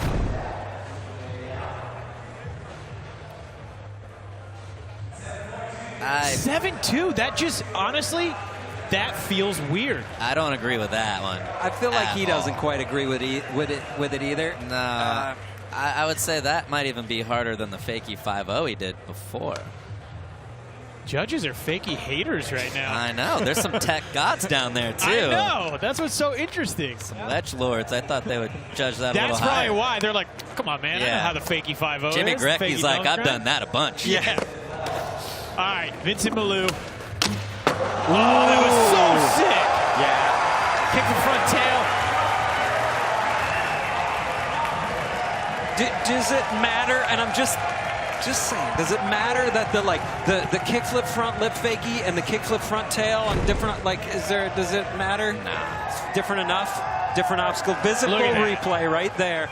Beautiful. Right to his feet. That flick.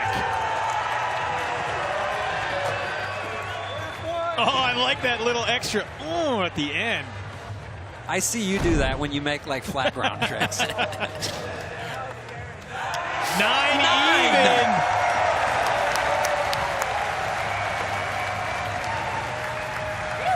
That was so good. Look at that. Vincent now in second place.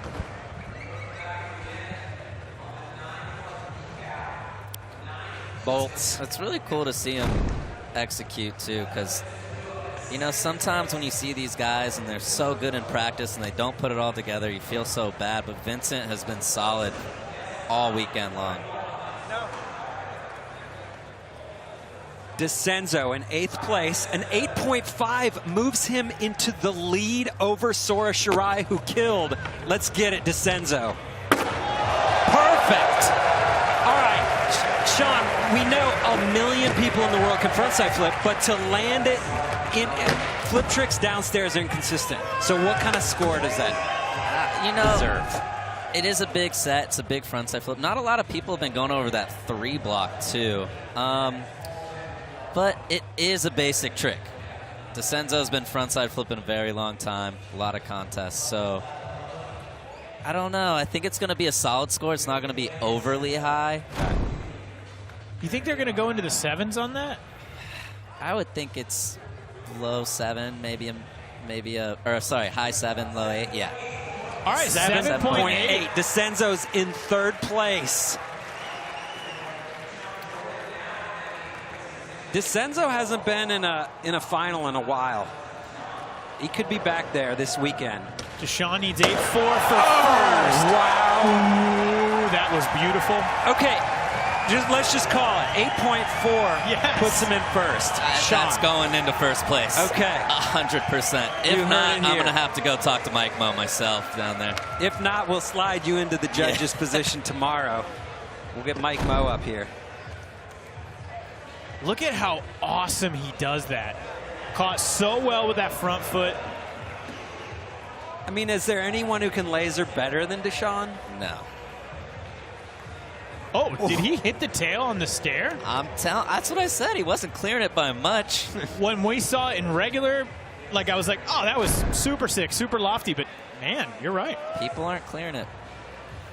9 even Deshawn Jordan, now in first place. Wow. So Heat 3 turning it up here in the men's prelim. Deshawn Jordan in first. Sora Shirai now in second. Vincent Malou in third. Descenzo in fourth. Man. Yeah, firecracker. Quite a changeup. Let's go. Yeah. Gustavo Ribeiro coming in next. Needs a 9.4 for first. His average trick score, 8.7. He's right there. All of a sudden, now he's in a sketchy spot going into his final trick attempt. That hubba is a little awkward because it is low, but it's long. So you get in this weird spot of, do you go fast and try to get to the end, or do you go slower and try to lock in where you originally would, but have to slide for a long time? That's a good point. Midler. See if Midler goes. No. Well, the way Midler falls is so insane. Because he's always fully committed. No matter how wrong a trick goes, he's staying on it. He's like gonna see it through. There's nobody that lands stuff as straight leg as he does, and it's wild looking. So Midler's going to have one last chance to put it down to move into the top 8. Suchu, he's in 6th. Got 2 tries left. He's trying to drop that 7.2. I hope he can get something big here.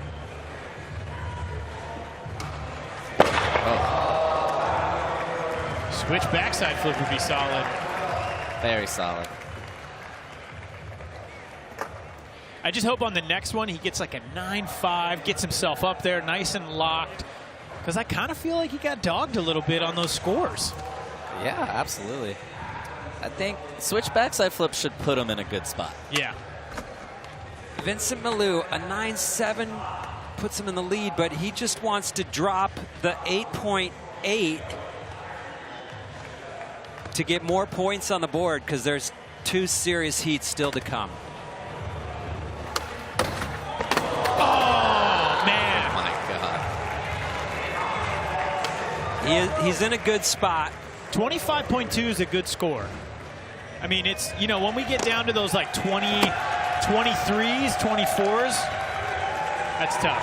All right, DeCenzo, a 9.2 puts him in first. But he's just trying to drop that 7.8. He can do that easy. Okay, it's not going to happen. He's going to have to hope that 24-7 holds up through the next 2 heats. Could happen.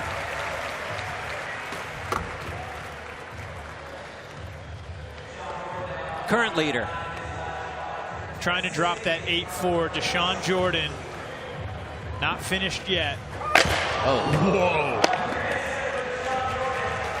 That was a slow fakey 3-4. Hard to see Deshawn not making it to tomorrow's final. Essentially locked in.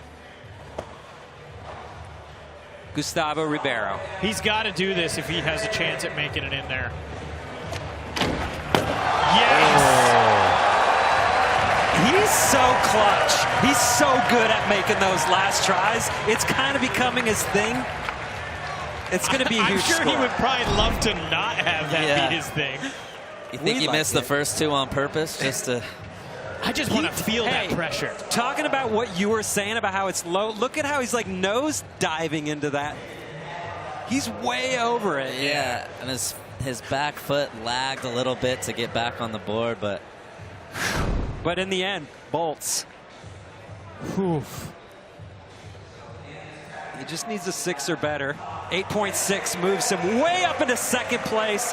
A good spot. A very healthy spot. Sora Shirai into 3rd now.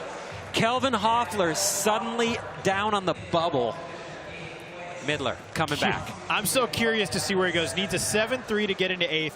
9.5 for 2nd place. Doesn't he go back to this 270 lift? yeah, he slid the first 2. All right. There you go. Relief. A 7.3 puts him in 8th.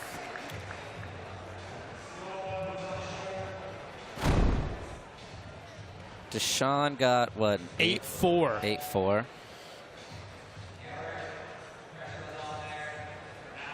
So they'll likely dock him a little bit. Yeah. It wasn't as perfect as Deshawn's, but it was really good. It was really good, yeah. Should be enough to get him up in there. 8.4. 8.4. Good for 7th place.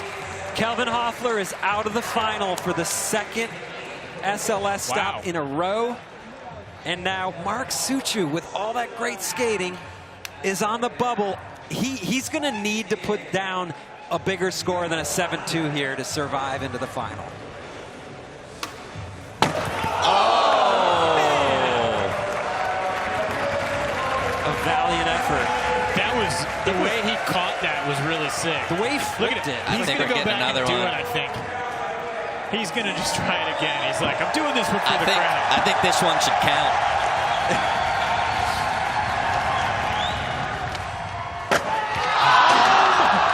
Can we get one more? Yes, one more. Oh, that's such a bummer. He did such great skating. He had a great line, and he did 2 of the coolest tricks in the prelims. And he's not out yet, but it's a really good chance. But that's a tough spot. Soon. All right, current standings after 3 heats of 5. Deshawn Jordan up on top with a 26 even. Gustavo Ribeiro in. Sora Shirai in 3rd place. Vincent Malou, Ryan DeCenzo, Tommy Fynn. So many skaters from heat 3 into the final. And look down in 9th place, Kelvin Hoffler going home without a trip to the final.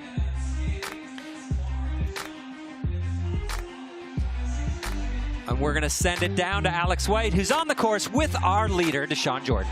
Hey guys, I'm down here with Deshawn. #1 spot. That heat was on fire. Can you tell me about the energy that you just had? The energy was crazy. You know, when you're in a heat with rad dudes that's going crazy, you know what I mean? It does nothing but uplift you, you know, and push you to go crazy. So I had a good time, you know what I mean? It was good vibes, you know what I mean? All the energy was on point. So it was just back-to-back pushing each other. One homie was going crazy, the next one was going crazy. So it just motivated you to do nothing but go hard. Yeah, there's a moment there where Vincent got the kickflip tail slide, and then you got the laser flip. Like, tell me about that exchange. That was crazy because I think Vincent never tried that. So, like, on top of him just sticking it, like, clean, you know what I mean, 10 toes down, I had no choice but to get, you know, the homie's back. He's a good friend of mine, so to be able to just get his back like that, that was a good moment for me, you know what I mean? Totally, all love. And then heading into finals tomorrow, I think you have a pretty good shot of making it. Are you going to change up anything? Are you thinking anything? Yeah, I mean, I feel like this is the hardest part, getting past the prelims. So once you get past the prelims, tomorrow is fun. Go for it. You know what I mean? Have a good time and just leave it all on the course. So I'm stoked for tomorrow. Awesome. Deshawn, thank you so much. Back to you guys in the booth. Thank you very much, Alex. Great to see Deshawn putting it down out here. Now, Street League is for pros. It's for the best of the best. But we like to bring in everybody else. And we're doing it again this year with the trick of the year. Let's take a look. See how Kelly Hart's treating it this time around. Hello? Hey babe, are you coming home soon? It's getting late. I'm almost done here. I'll be home soon. Listen, I'm getting really worried. You're becoming really obsessed with this. Don't worry. I'm okay. I'm gonna find it. Breaking news. Legendary skateboarder Kelly Hart has been rumored to have purchased a multi-billion-dollar facility staffed with a world-class research and development team in hopes to find the 2022 Trick of the Year. Oh, I think I found something. What do you got? The rumors have sent the public into a frenzy in hopes to be chosen as the lucky winner of the cash prize. I already submitted my clips. What else do you want from me? You think those tricks are worth $10,000? Our sources tell us, while there have been some worthy contenders, Kelly is still searching for that perfect trick. You think that is Trick of the Year worthy? These are the best submissions we got. Maybe people just don't know how to enter. You're telling me after 7 years they don't know how to upload their tricks and hashtag a Trick of the Year? This is bullshit! Kelly has also been quoted that he will not come out of the facility until the Trick of the Year is found. If you can't help me find a trick like this, I'm gonna have to find it myself. Some of his close friends and loved ones are beginning to worry about his well-being. We were able to contact Kelly about the contest, but he only gave us one quote, and that is, "This shit could change your life." This is Anita Ollie with Channel 6 News, signing off and wishing all of you good luck. Godspeed. I'll find you.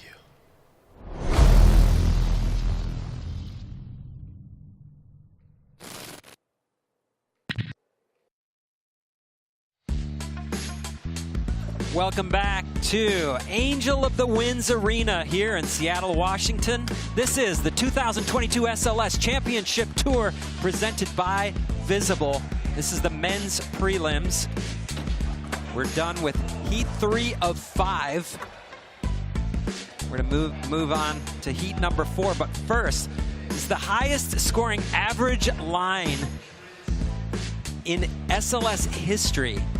Nyjah Huston up on top with that 8.5. That's a serious average line section score, of course, Nyjah.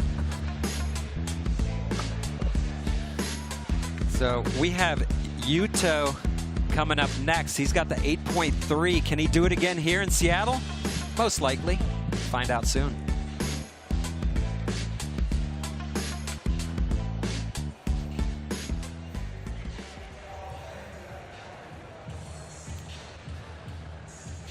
Now it is time to meet the skaters in heat number 4 here in the men's semis, men's prelim. Jamie Foy from Florida, 2018 Skater of the Year and the recent winner of Tampa Pro. And Felipe Gustavo from Brazil, absolute staple here in Street League. Street League Pro since 2015. Luan Oliveira. He's a founding SLS Pro from Brazil. It's always cool to see what he does on any course. And the winner of Jacksonville last month from Japan, and the Olympic gold medalist, Yuto Horigome. This is going to be a fun heat to watch. There's some serious legends up in here.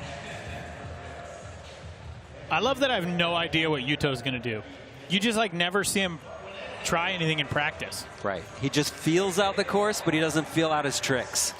Just looks like he's skating practice just for fun. Mm-hmm. Ooh, I'm so excited to see Jamie skate this course. I feel like that long rail is just meant for him.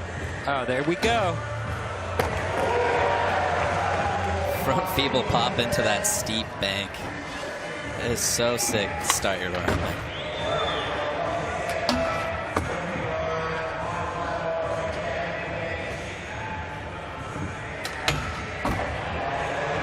Oh, getting loose. Switch ollie. Yep. Way to not force it, though. Smart move. Really popped dip switch ollie right there. Ooh, that was going to be a spicy heel flip.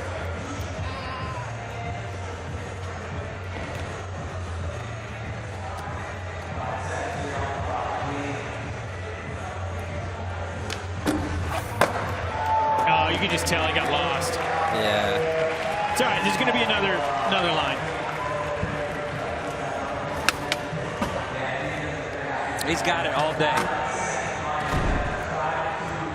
Taking another look at the start here. Started strong. Front feebs. Pop it. How hard is that trick, Sean? It's weird. It's not that it's that hard, but it can go wrong really easily. You have to lock in the right way, and you have to get that right back foot position to pop in. So to start your run like that is very, very risky. Look at Felipe Gustavo. Stance frequency, 30% regular, 70% nollie and switch. That's got to be the highest percentage of nollie and switch in the whole competition. There you go. Average is going up rapidly. Skills. Ooh, I like that going to fakie. Switch flip into the bank.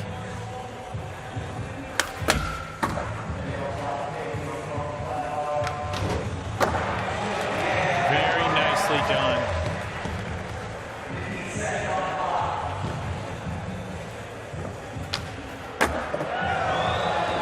Nice frontside flip.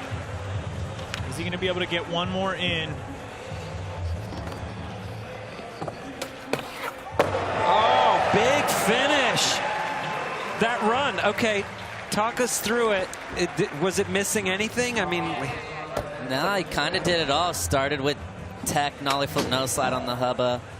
ended with the really gnarly gap to crooked grind right here. That was very solid. And, you know, like, it's hard because we've seen Felipe for a lot of years and we know what he's capable of. So we know he can go a little harder, but definitely very solid and should get a good score for it. Yeah, 7.7. Great score. Luan Oliveira. Last time he was in a final was 2017. It's crazy. We need to get him back there. Look at the hop on that fakie. I'm excited to see how he skates this course. Obviously, this course is really big, but there's a lot of opportunity for flip tricks, and that's obviously what he specializes in. And the stairs are scoring really well. That's a good point. Definitely one of the skaters that does not mind jumping down stuff.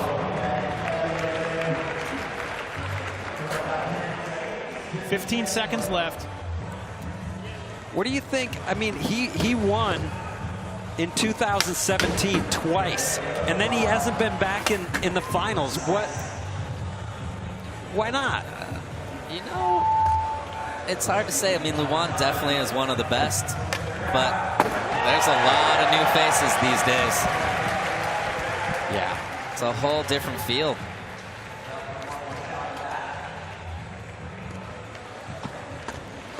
Yeah, for Luan to get the score that he's going to need to continue to move forward, he's going to have to link everything together. And also format changes throughout the years, too. They worked for some people and didn't work for others.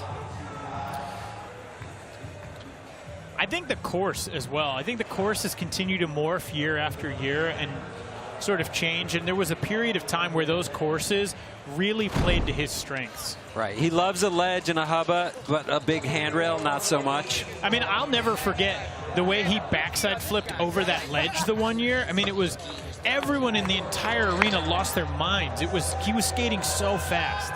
Look at this. 5 SLS titles, Yuto Horigome, and Olympic gold medalist. Here we go.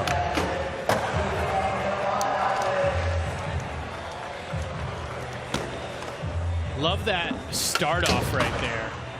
Nollie 270 back lip. That switch back tail. Look at how just comfortable he is. What is it about Yuto, Sean? You know what? It's like the way his board sticks to his feet, it just looks like it's a part of him. It just looks like nothing can go wrong. He's so comfortable and so confident.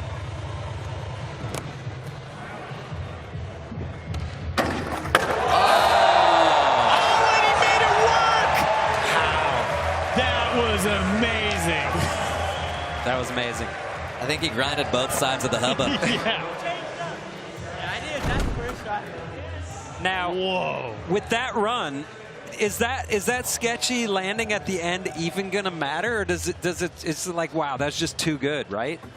I mean, it's really good. I'm sure they're gonna dock him a little bit, but he made it work. Look at this. I think he got both sides of the hubba. That is so scary. Some good recovery from Yuto Horigome. 8-2. So yeah, I'm sure you're right. They docked him a little bit, but he set himself up nice to just cruise through. He's got another line. All right. Back to the top of the order at Heat 4. Jamie Foy coming off the 4-5. He just does that so well. Grinded that one a little longer than the first run, too.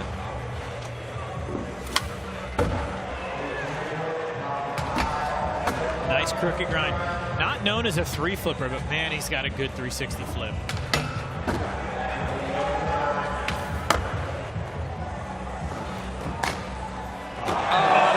That is awesome. Into the front side half cab.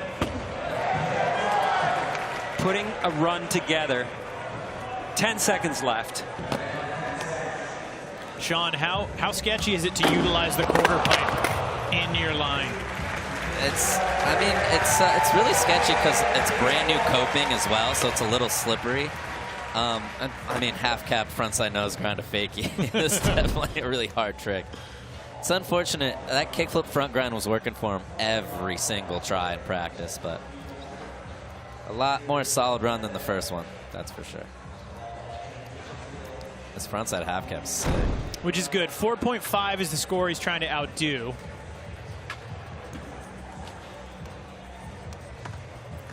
.9 gets him a little bit closer, but that's still a lot of. He's got work to do. Yeah, a lot of work. He's going to need huge scores to make up for that. Felipe Gustavo, his first line was a 7-7. So Mark Suchu's up in 8th place. Ooh, he steps it up, going nollie flip crook. He's not missing that nollie flip into the bank. Love that scoop out of the front blunt. Changing it up, the switch frontside flip.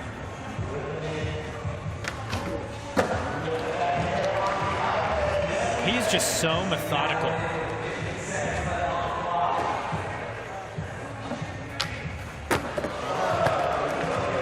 How much harder does a run get when you're flipping your board 4, 5, 6 times? Yeah, the more you flip your board, the way harder it gets. But that's Felipe. That run, so he upped the level. Again, perfection. Started with nollie flip crook instead of the no slide. It seemed like it was a really smart progression, you know, like he didn't get wild, like he didn't try to kickflip into that crook or anything like that. He just stepped it up in places that were really tasteful. Absolutely, and I think that's the beauty of going in these last heats. You can kind of get yourself in a spot, play it a little more safe. But 8.2, that's a full half score. point right there, higher. Yeah. It just, that run looked like it just gelled better. Yeah. Looked like he flowed a lot better. I think that switch frontside flip just really put him in such a good spot. Luan Oliveira on course. Talk about smart progression. Frontside half cab flip down the stairs is so beautiful.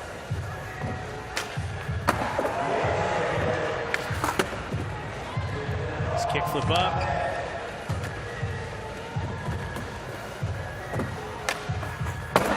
There we go. Huge frontside flip. All right, everybody here wants Luan to stay on. Nice. I love that he does the classics like that. Like kickflip nose slide done so well. That backside big spin into the Euro gap is such a hard trick too. Please be able to get this one in. Oh. Actually, okay. We were going to counter if he landed it. But no, that was way after time. Didn't count. So flawless run for Luan. What do you think, though? That was a flawless run for Luan. I thought it was great. I mean, it got a little, kind of stalled out a little bit towards the end, but he flipped his board a lot, and that frontside flip was beautiful. How much does not skating the rails and down hubbas count against him? You know, I think he flew down the gap, so he definitely skated every section. He skated the big section, skated the small section, so I don't think it's going to hurt him too bad. 7.2. That's a score he can work with. Yes. And like you were saying, they're scoring down the stairs. If he can put it down, he has some serious potential. But everybody in the top 8 right now has a 7.8 run score or better, so keep that in mind. Yuto just looks so comfortable out there on the course. So good on the switch 360 flip. Does he have any weakness, Sean? Yuto? Yes. I don't think so. Yeah, I mean, he grew up skating vert, didn't he? Yeah, he could skate it all. Transition, rails, gaps, ledges.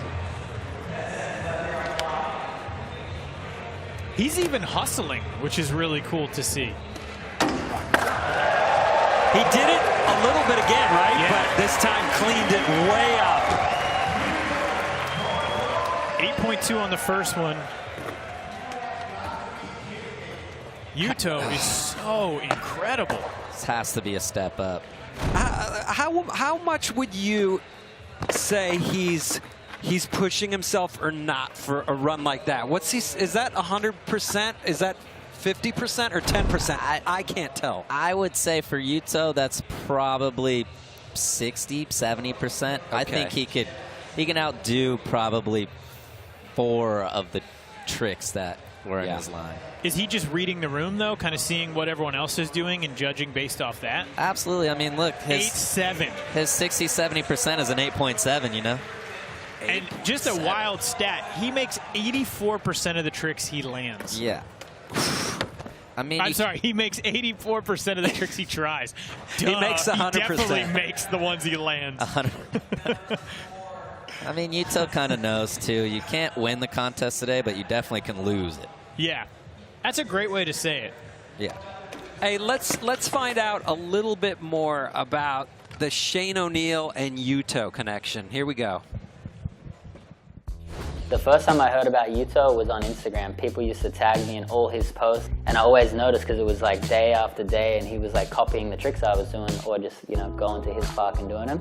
I was working on some board stuff, and I ended up thinking about maybe hitting him up. That day, like, I got like a contract with Brian, and the next day he DM'd me. He say like, "Oh, what's your board company?" Like, I thought it was like a dream, cause like when I woke up and then I saw the DM, it was Shane O'Neill. I was like really surprised.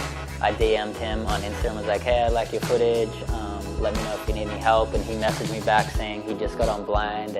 But yeah, I was just like, "Oh, cool. If you ever need any help, let me know." And that was that. And then eventually, it all worked out. Yeah, that's really crazy. Like when I was young, my favorite skater is Shane. And then now, like, I'm skating with him, the contest. Oh, actually, no, this one was craziest. Switch double triple. I thought that trick is impossible, but he did it at the contest, like, really perfect. He got like 9.9 something. When I see that trick, I was really like, oh my god, so crazy. Here's the thing with Yuto, he was for sure destined to do well in contests. Like, he's just built for it. He skated vert when he was young. He can do all these crazy, different, weird tricks. 3D is my dream contest. And then that I'm skating with Shane, like Nyjah pose, like, it's really crazy, and like, I still can't believe it.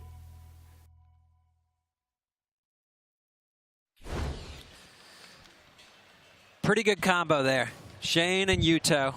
So kids, you see at one point, Yuto was just like you. Just got to keep skating. You can make it here to Street League. And although you can't skate this course, you can actually also, if you download it free this weekend on TrueSkate.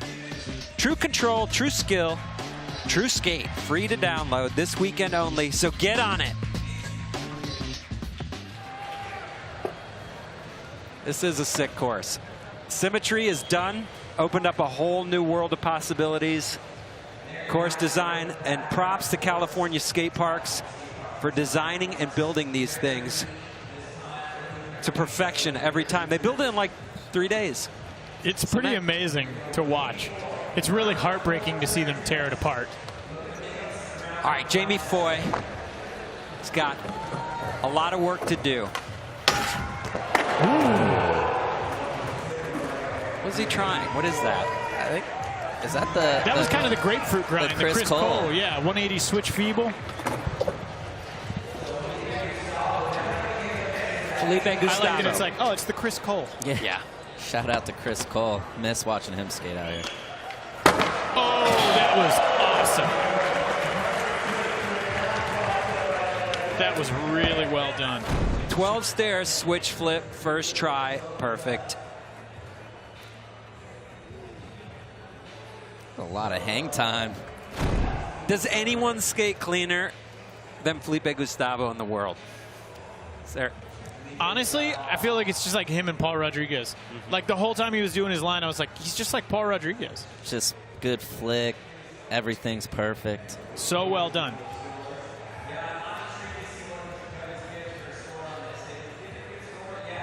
7.7. Solid score. I think it is one of those things, right? Maybe, Sean, where we've seen him do that trick. We know that's a go-to. Yeah, absolutely. 7.7 solid score.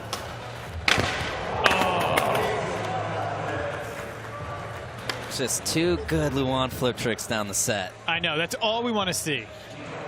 What do you want to see from Yuto? I wish I could say. Sean? That's a good way to start. Hey, how about this?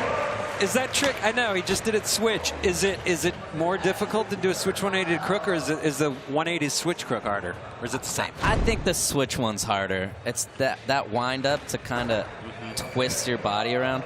And that's the cool thing about Yuto. You know, we talk about what trick we want to see. He has so many of them. It's kind of hard to pick from. Yeah. 8-7, huge score. Yeah, that's definitely a big score. So no surprise, Yuto's cruising his way up. Now he's in 11th with only two tricks posted. Jamie Foy. I really want to see Jamie get some good scores in here. Yes, putting it down. How do you score that? That's nobody's doing that trick, and especially on that obstacle. And feebling a square bar is so awkward. Look at this pinched. Back to switch too. You know, sometimes when you pull it back out to regular, it's a little bit of a cop out, but to hold it and pop out switch, so good. I like that. Just come on. Yeah. 9 even. There you go. That shows you that it's like the size of the obstacle, unique trick, no one's doing it. Boom, 9.0. I agree. I love that the judge is acknowledging how big that obstacle is. There's that 9.0 replay. That rail is sackable all the way through. 100%. Hey, how many times have you straight up sacked? Not a lot, because I'll put myself in that position. But everyone you remember. I hope not many more.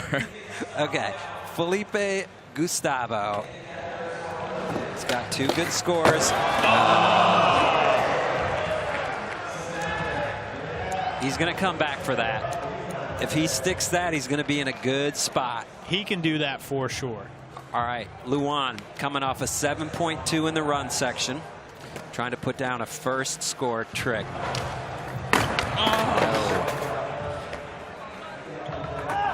I just don't like the carving in all the way from the corner into a switch frontside flip. It just makes it so much harder. All right.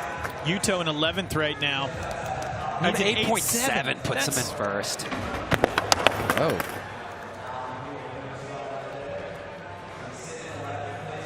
It's always interesting when Yuto goes for the nollie heel nose slide. I almost feel like I'm like, wait, is he out of the wild tricks? Like what? Where's he going with the nollie heel nose?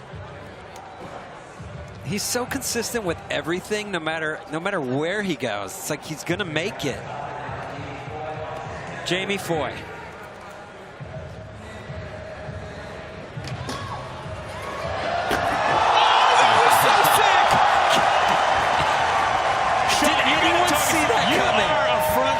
Talk us through how wild that was. That was really wild. I feel like he wanted to do the whole thing, and then he just kind of was like, I guess I'll just shove into the bank when it was going wrong. And that bank is steep, too. It's like, that was so sick. You can't give him a high enough score for that trick. I mean, it was so out of the blue. And weirdly enough, it's actually easier to shove it over the rail, so to kind of do it back into the bank that way is a lot harder. Because you're only shoving a little bit. A little bit. It's not the full kind of shove around. Just give it to me. He's trying to make up for that 5.9 line score. Jamie. So big score is going to help a lot. 9 again, yes! Jamie Foy now in 8th place. But look where he's at. He's got those 2 9s, but he's still in 8th because he can't drop that 5.9 line score. He's doing everything he can with a little bit of score on the line. Oh, man. And that next heat is really, we got some good skaters in the next heat. Oh, that's a tough spot. I think he can outdo the 9, though. I think, you know, depending on what he's able to put down, I think there's potential. All right, Felipe Gustavo in. There we go. All right, Sean, talk scores, talk how difficult that is. Just talk. I mean, bump to that hubba, 1. It's a tall ledge to bump to, and then you got to deal with the tall drop after. So kickflip crook that so hard. It just makes it look so easy. I mean, his flick is so good. And then look at how much hang time off of it. Save the wheel bite.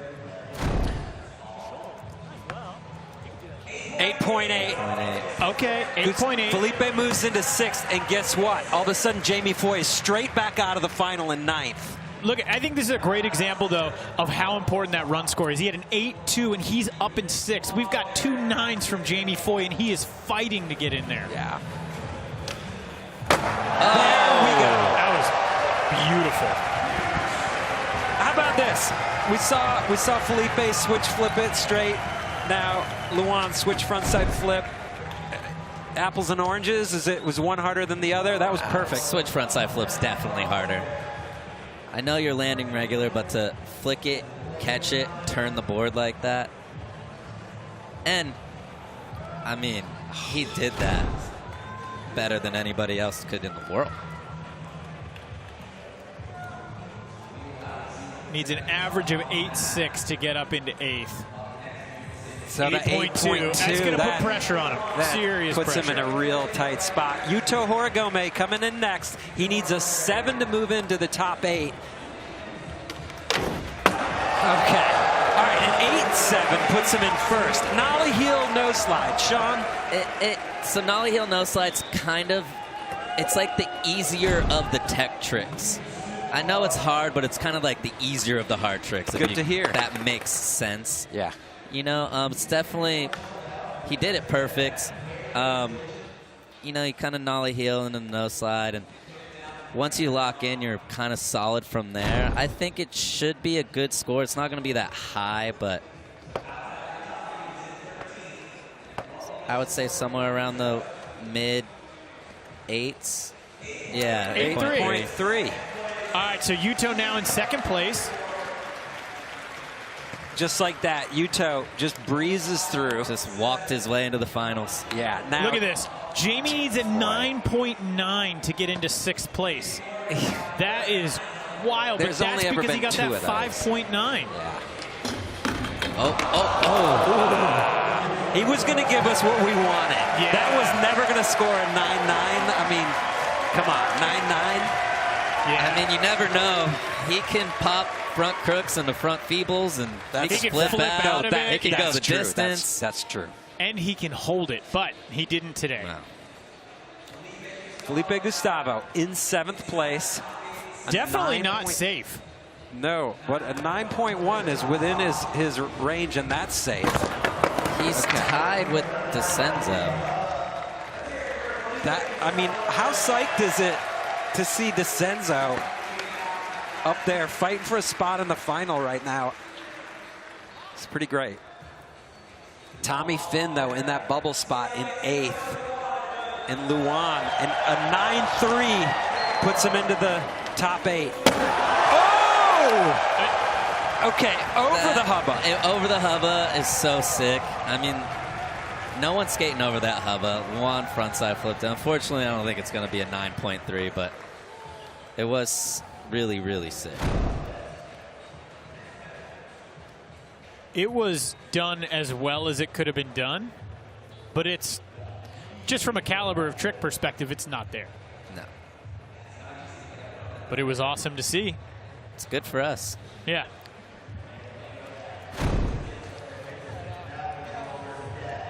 .1. Great score. Great skateboarding from Luan Oliveira. Always a pleasure to just see him riding around doing anything.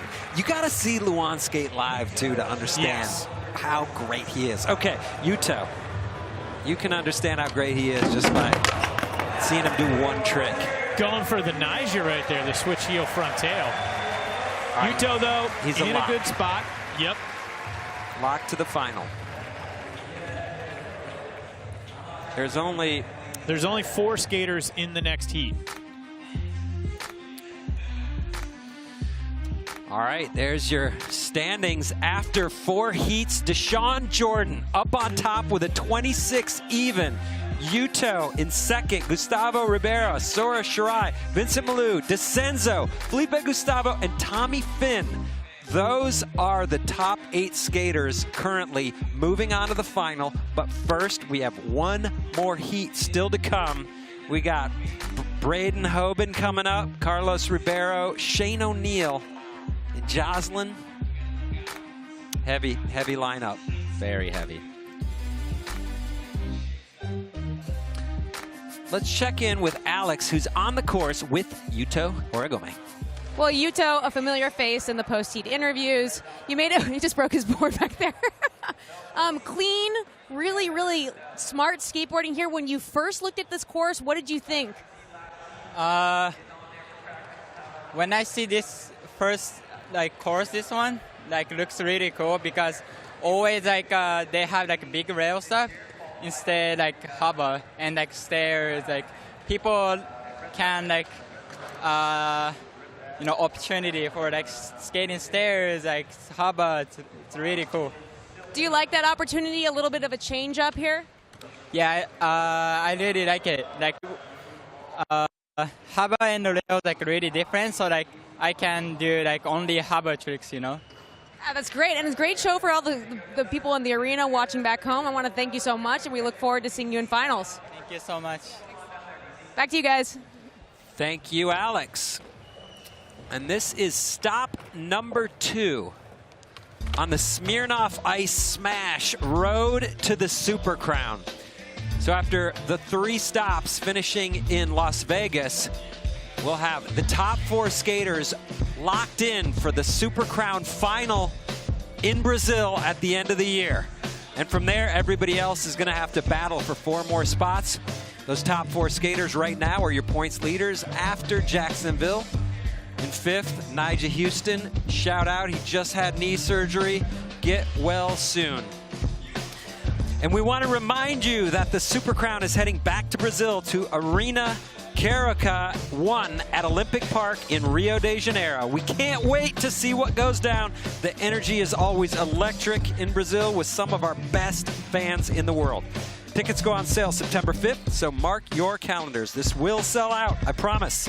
You can register for the exclusive Super Crown pre-sale now by going on the SLS website. Visit streetleague.com/supercrown for more info.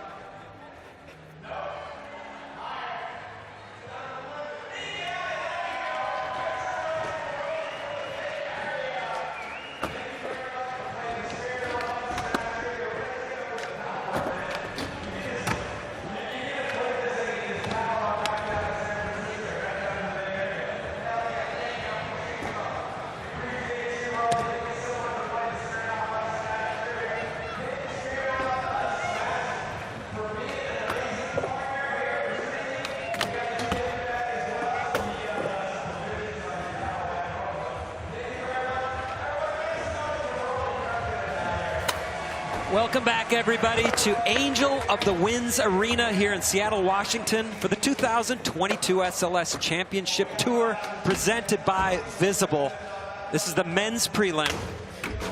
We're 4 heats in. We have 1 heat still to go. The top 3 skaters at this point are locked into the final. You'll see them skate tomorrow. Deshawn Jordan, Yuto Horigome, and Gustavo Ribeiro. Congratulations to those 3. We have 5 skaters still to skate here in the men's prelim. Top 8 skaters advance. And this is stop 2 of 3 on the road to the Super Crown this year, which will be happening in Rio de Janeiro, Brazil.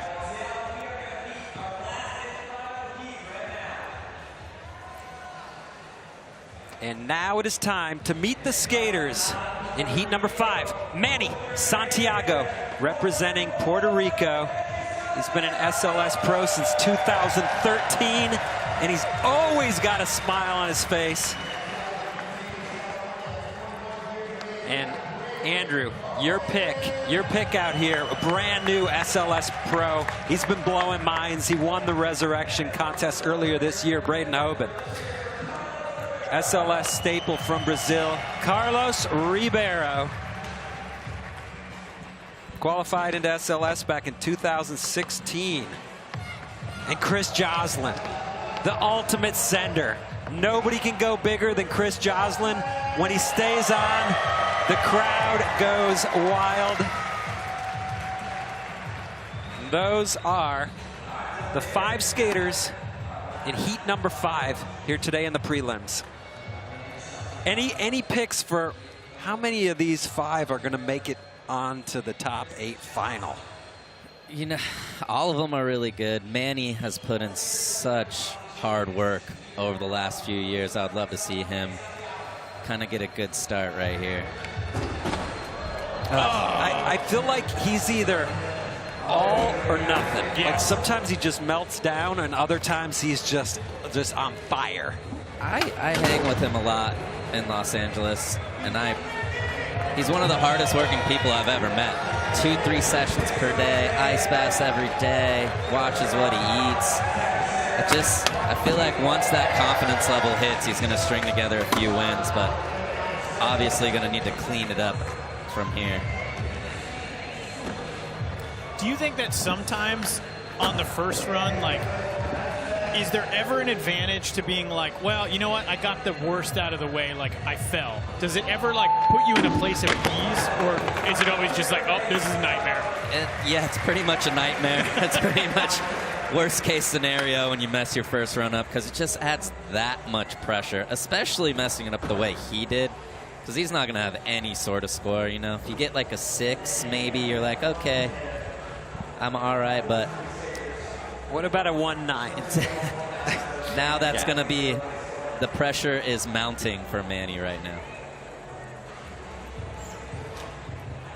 On deck, Braden Hoban. He's like a phenom. He's so good at flipping into rail tricks and hubba tricks. And he did so well in Jacksonville. He just didn't stay on in best trick. Let's see what he has for us here.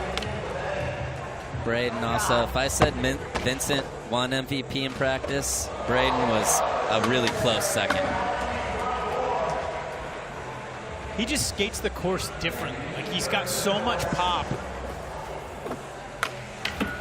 And I think because he's a brand new pro, there's just like a hunger there that's a little different. But rarely do we see somebody who looks this comfortable in the run section in Street League. That's new to Street League. You know, that's like, and he's not coming in as like a kid who grew up skating Street League. He's like already, he's just like fully developed, super shredded. Look at that, right? At the end, kickflip front 50-50. Mental. It was awesome. Talk us through this, Sean. Yeah, impossible 50-50. Both trucks locked in perfect. We don't see that a lot. Usually one kind of slips off to the top. Then that's not low. Back Smith into the bank. And then a front blown on a fat square rail is always a little hard. You see how it kind of dipped off of his front foot, but he kind of pulled it back. It's kind of like an ollie over back tail. 7.5. It's a great score. You know, he did fall on that kickflip crook, so it's a good start. Coming in next, Carlos Ribeiro from Brazil. His best ever finish was a 3rd place back in 2017. But he is a mega talent. Yeah. 5-0, so balanced.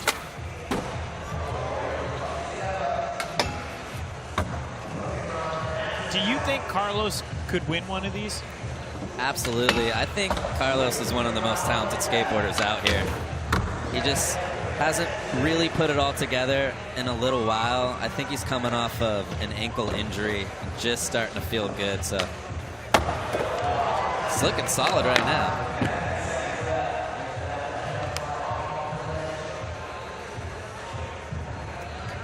Time for one more. Oh, it was a really good run. Very solid. Had flip tricks, had tech tricks, and ending it with that switch back 5. Starting with the front 5. Look at that. Those gold trucks. He really does have, like, his balance is on point. Nothing, no shake, no wobble. No, he's such a solid skater. Even look at that, just the way he gets into that switchback 5-0. It's like his body doesn't move at all when he's in it. He's perfectly locked. 7.2. I think that's a little low in my opinion. I felt like kind of did a lot, but nonetheless, solid start. On deck, Chris Joslin in for his first run. This is a cool course for Joslin because it seems like there's a lot of opportunity for him to excel at what he's really good at. Yeah, which is flying through the air. Yeah, just full chaos. Here we go. Dude, the back 3 is like, it's almost kind of his nemesis at this point. He like tends to get wheel bite all the time. All of it is so risky down that gap.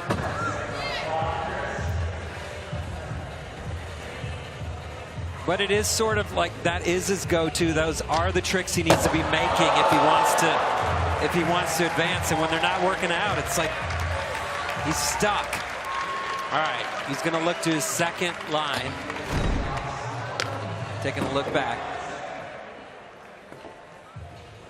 This is like a new phenomenon in SLS, right? Like the back 180 nose grind is kind of like the new trick. Yeah, you do see a lot of it. I think it's just a good way to turn around on them. You know, it's like kick turn of these guys.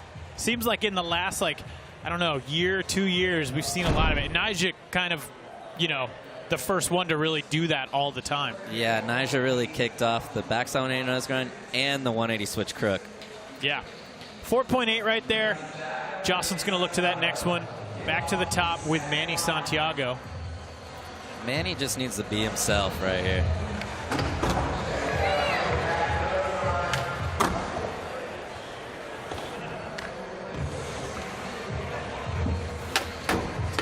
Oh, no. Getting hung up on the heel flip front 5-0.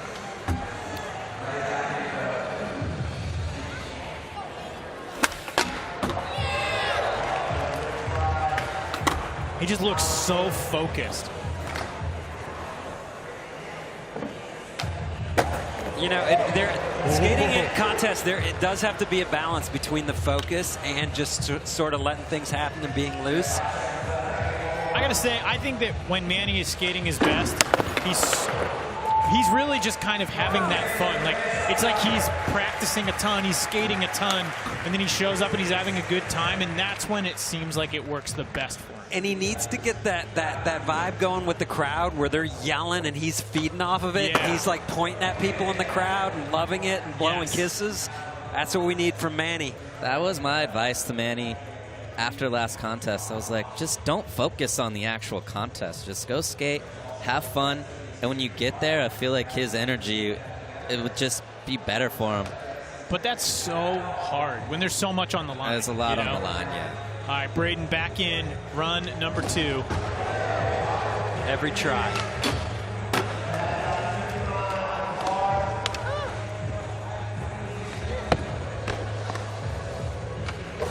That's some snaps. Yeah, that's a triple set he's ollieing up. And unlike Deshawn Jordan, this guy actually is a really good pool player, as I found out last night.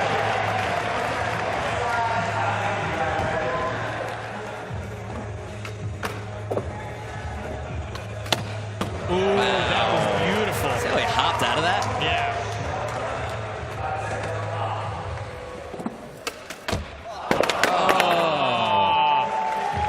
How did he stay so underground for so long? How did, like, he kind of came out of nowhere just as like a super pro.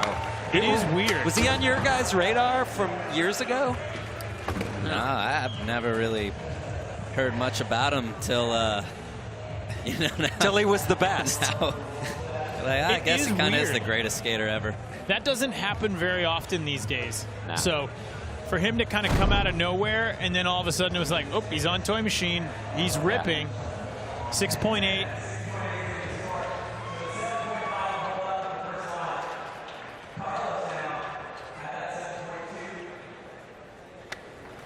Carlos Ribeiro. Oh! That was so nice.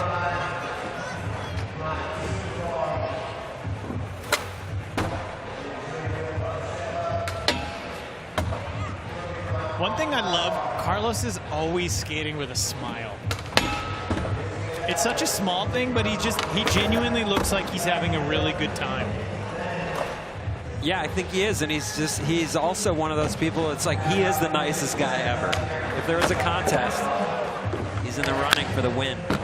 Ooh! Trying to squeeze every little tenth of a point out of this. All right. Okay, so he got the 7-2 on his first run. How much better was this run? You know, he held the 5-0 longer. That 1, has to account 2, for something. 3, 4 bars.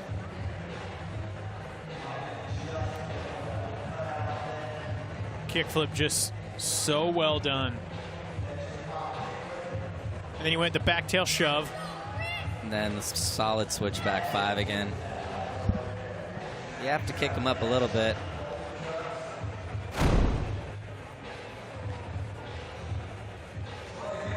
All right, 7.6.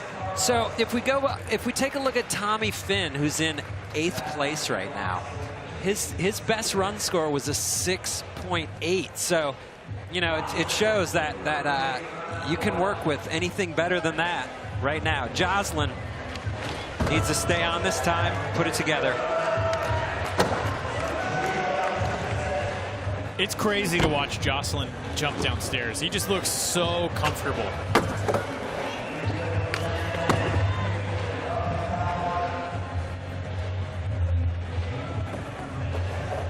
Coming in at the bump. Yes! Able to get the backside 360.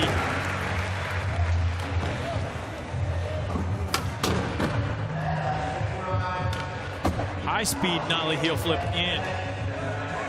Okay, here we go. Yes! What a run. He Jocelyn fires up the crowd. Sean, what do you think that's going to do score-wise?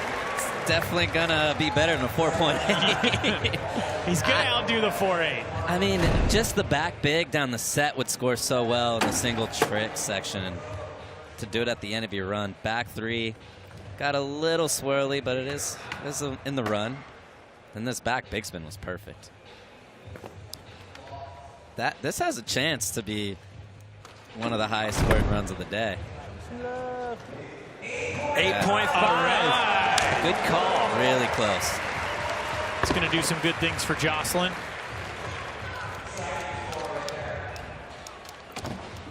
Not good things for Tommy Fynn sitting in the bubble spot in 8th place. Yeah. First time back at SLS in a while. Yeah. But yeah, he had an 8.8 and a 9 in the single trick section. So anybody who wants to take him out of that spot is going to have to put it down.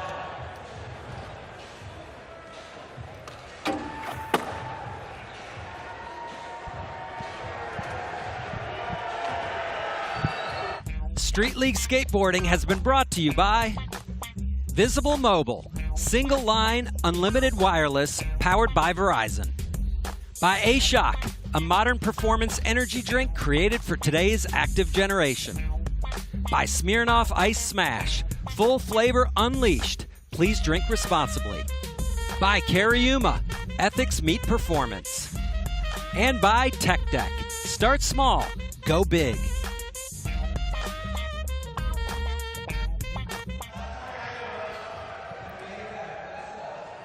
Let's take a look back at Yuto Horigome with our highest score in the line section, brought to you by Skater XL. Yuto Horigome just keeps getting it done. What can't he do? Nothing. He can do everything. 8.7. What do you like about that line, Matt? It kind of looks like, you know, it's like a little bit of a sleeper because everything looks very easy and mellow, and then you think about it and like, look, no one's doing that nollie back 180 switch front 50. And to start it with the nollie 270 switch back lip and the switch tray, kind of did it all. Big section, tech tricks, flip tricks. So definitely well deserved for an 8.7. So our current standings, Deshawn Jordan up on top with a clean 26. Yuto Horigome second, 25.7. Gustavo Ribeiro in third. Those three skaters are locked into tomorrow's final. Everybody else starts to be on somewhat of a bubble, especially Tommy Fynn down there in 8th with a 24.6. He had a relatively weak run score, so he's in a danger zone. But if there's a tie of any kind, we look to the best line score. So that's not going to be any comfort to Tommy Fynn. This is the men's prelim, 5th heat of 5. It comes down to this. 4 single trick attempts coming up for Manny Santiago and the rest. I'm so excited about this. I feel like this is going to be really good right here. Manny Santiago kicking it off. So how does it feel going into this for a skater like Manny? He's out. He can't make it. What do you do? It's kind of one of those things, you know, you fly up to a place like Seattle and you're already out of the contest, but you might as well just try your heart out for the fans. Brady needs an average of 8.6 for first. That was so sick. Is that, did we see anybody flip onto that? Yeah, we saw Vincent. Vincent. Kickflip front lip. But there's a different level of you know, fear when you're flipping with your back at the rail like that. And look, he locked in. It was kind of wrong, and he just barely got out of it. Wow, he's setting himself up nice to move on to the final with one more trick. We'll see how that score goes. Feel good about that score coming in? Technically, kickflip front lip's harder, but kickflip front board's scarier. And 8.2 is a good score. He moves up into 17th with 2 scores. He's got 3 tries left. All right, Carlos Ribeiro. I'm excited to see what route Carlos takes because he can skate everything out here. Switchback Smith. So he got plenty of warm-up with the switchback 5-0 in his run, and then he dips it down to switchback Smith. Yeah, in this visible replay, Carlos right here. Switch all in, dip in that front truck. Perfect switchback Smith. Now, we saw that earlier from Miles. I think I recall that being the 8.1 that he got. Then we saw the switchback tail that got the 8.3, but he did get that board on the hubba. Yeah, that was way more dipped. All right. 8 even. I had breakfast with Carlos today, so I knew the game plan coming in. What's next? Does he have some more heat up there? Or what? I mean, I can't call it out that. I got to let it breathe. Can't spoil it too much. All right, Jocelyn coming in. He's coming in quick. Backside flip over the rail. That was awesome. I would love to see Jocelyn put it all down and just skate this course so huge. That's the first time anyone's gone over the rail, right? Yes, sir. Taking another look. Just for the knuckle. Flying.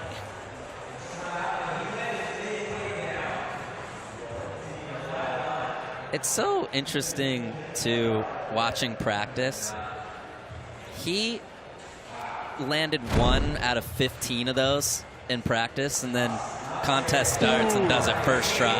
8.4, and that line score of 8.5, all he needs to do is one more of his next 3 tricks. All right, Manny, in. Man, that hubba is sketchy. It's not Manny's day. Not Manny's day. All right, Braden Hoban, we saw in Jacksonville, he had a great line, and then he didn't put it together in the best tricks section. So far, so good here. He put down an 8.2. One more make, and he could be in there. A 9 gets him into 8th place.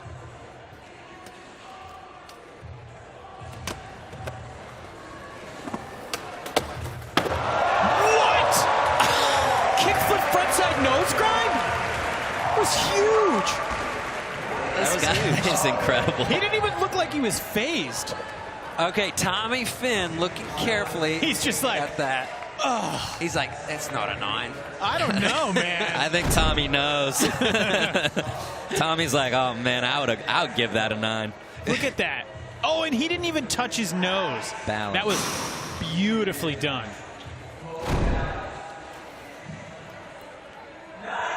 Oh, 9-2. Braden now in 6th place. Just like that. Tommy Fynn out. Now Felipe Gustavo on the bubble in 8th place. Here's another look. 9 club replay.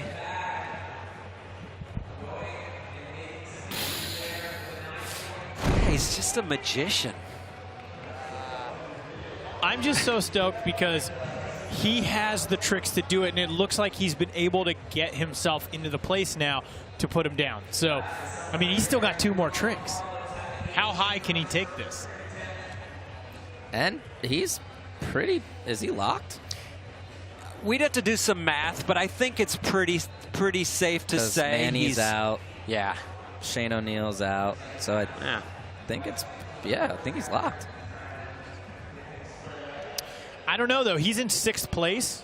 Yeah, nah. With only 2 more to go, yeah. You're right. So this is going to be his first finals, right? Mm-hmm. That's for awesome.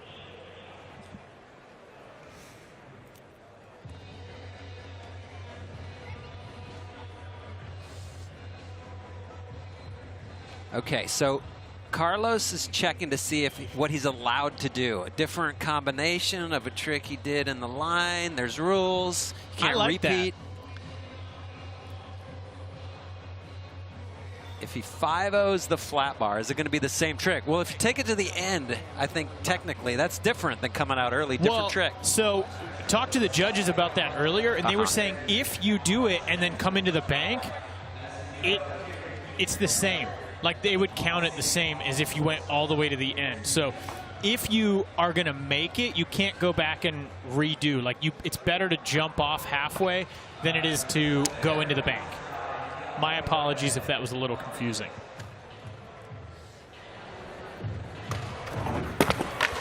I guess he's taking it to the hub. Switchback tail. Yeah, however that conversation went, it did not go his way. I just really want him to backside overcrook that whole thing into the bank because he would do it so well. Oh, yeah. Chris Joslin up next.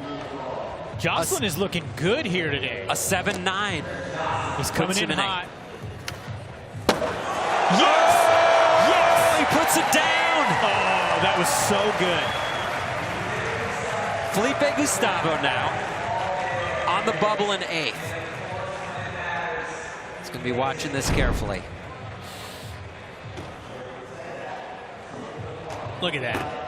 I kind of missed the flick just a little bit. It mobbed just a touch, but he was able to level it out at the end.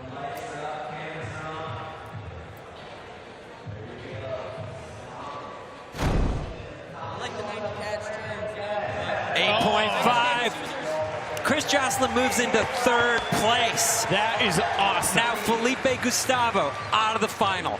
Ryan DeCenzo on the bubble. Wow. We want the best for everyone, of course, at all times, but we also would love to see Ryan DeCenzo in the final, right? Absolutely. Yeah. It's hard, though, because I'm like, but I also want to see Carlos in there. Yeah.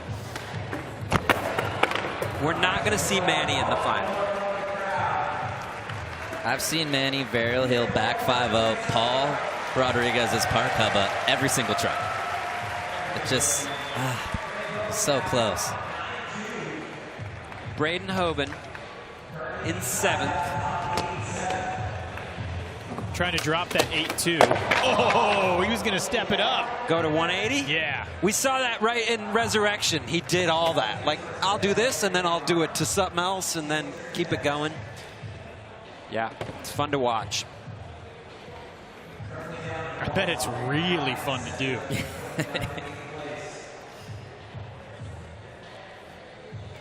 Carlos Ribeiro in 19th place. Needs a 9-2 to move into 8th. Oh! Was he about to kind of twist it back? Switch front blunt, switch front 180 back into the bank. So DeCenzo still hanging on to that 8th place spot.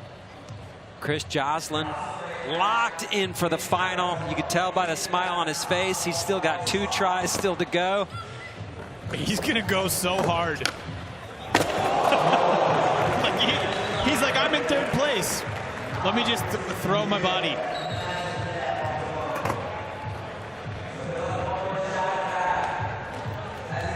Final single trick attempts here in the men's prelim.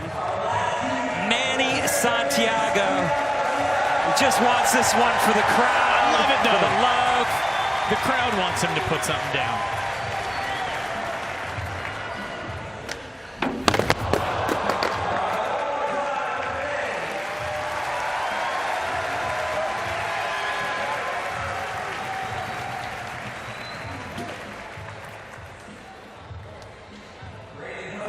Braden Hoban locked to the final.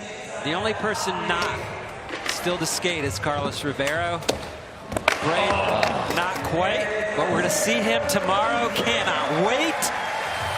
I really wanted to see him do that just to see how high the score would be.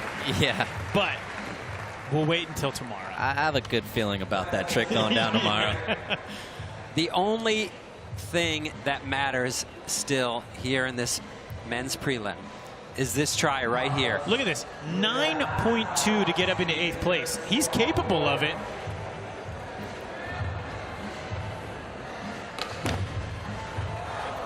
Oh. And there you go. Ryan DeCenzo is moving on to the final tomorrow. Top 8 is set. Really solid showing from Carlos, though. Joslin. Oh, I love that Joslin went for that. Still. He's a skate rat. Yeah. He just wants to shred. Great to see Chris Joslin heading back to the final. Here are the top 8 final standings. Deshawn Jordan up on top. Yuto Horigome, Chris Joslin, Gustavo Ribeiro, Sora Shirai, Vincent Malou, Braden Hoban, and Ryan DeCenzo all advancing through to tomorrow. That is going to be a crazy one. We're sending it down to Alex, who's on the course. I'm down here with Chris Joslin, fan favorite. The look of relief on your face when you landed that run. Can you talk about the run and then those first 2 best trick attempts? Oh, you noticed that, huh? Yeah. Well, now that they definitely take a run score, it's like pretty clutch to pull a run. So when you do land it, it's like a sigh of relief. You've got that one good score already, you know? Whereas before, you can bounce off your single tricks, you know? They would take 4 scores from there or 3, however many it was. But now it's like a run is a must. So when you pull a full run, you're like, thank God. You know, there's 1 score. And you got to work for it, you know? It's not just 1 try. It's 7 or 8 tricks. And sometimes you don't get it in 2 tries. So when you do get it, it's an amazing feeling. Oh, that was such an amazing performance, Chris. And seeing you also land the nollie backside heel, and when after that, you've sealed it at that point. What do? Did you just go for the crowd? You know, I thought about just doing something funny, but I was like, oh, I'll just try to practice something that I might want to try tomorrow, you know? And try to get those little extra 2 practice tries. Well, definitely. We're looking forward to seeing you tomorrow, Chris. Rest up. Thanks a lot. Will do. Looking forward to being here tomorrow. Back to you guys. What a day it's been. Chris Joslin, hyped. We're hyped for him. And now, here's our Shoc Reach Your Peak moment. Sora Shirai put down not 1, but 2 9.3s. On 2 tricks that we never really see ever. Unbelievable. Shoc, reach your peak. What a day of skateboarding it's been here in Seattle. Congratulations to all the skaters going to tomorrow's final, but especially the 2 skaters qualifying in first place.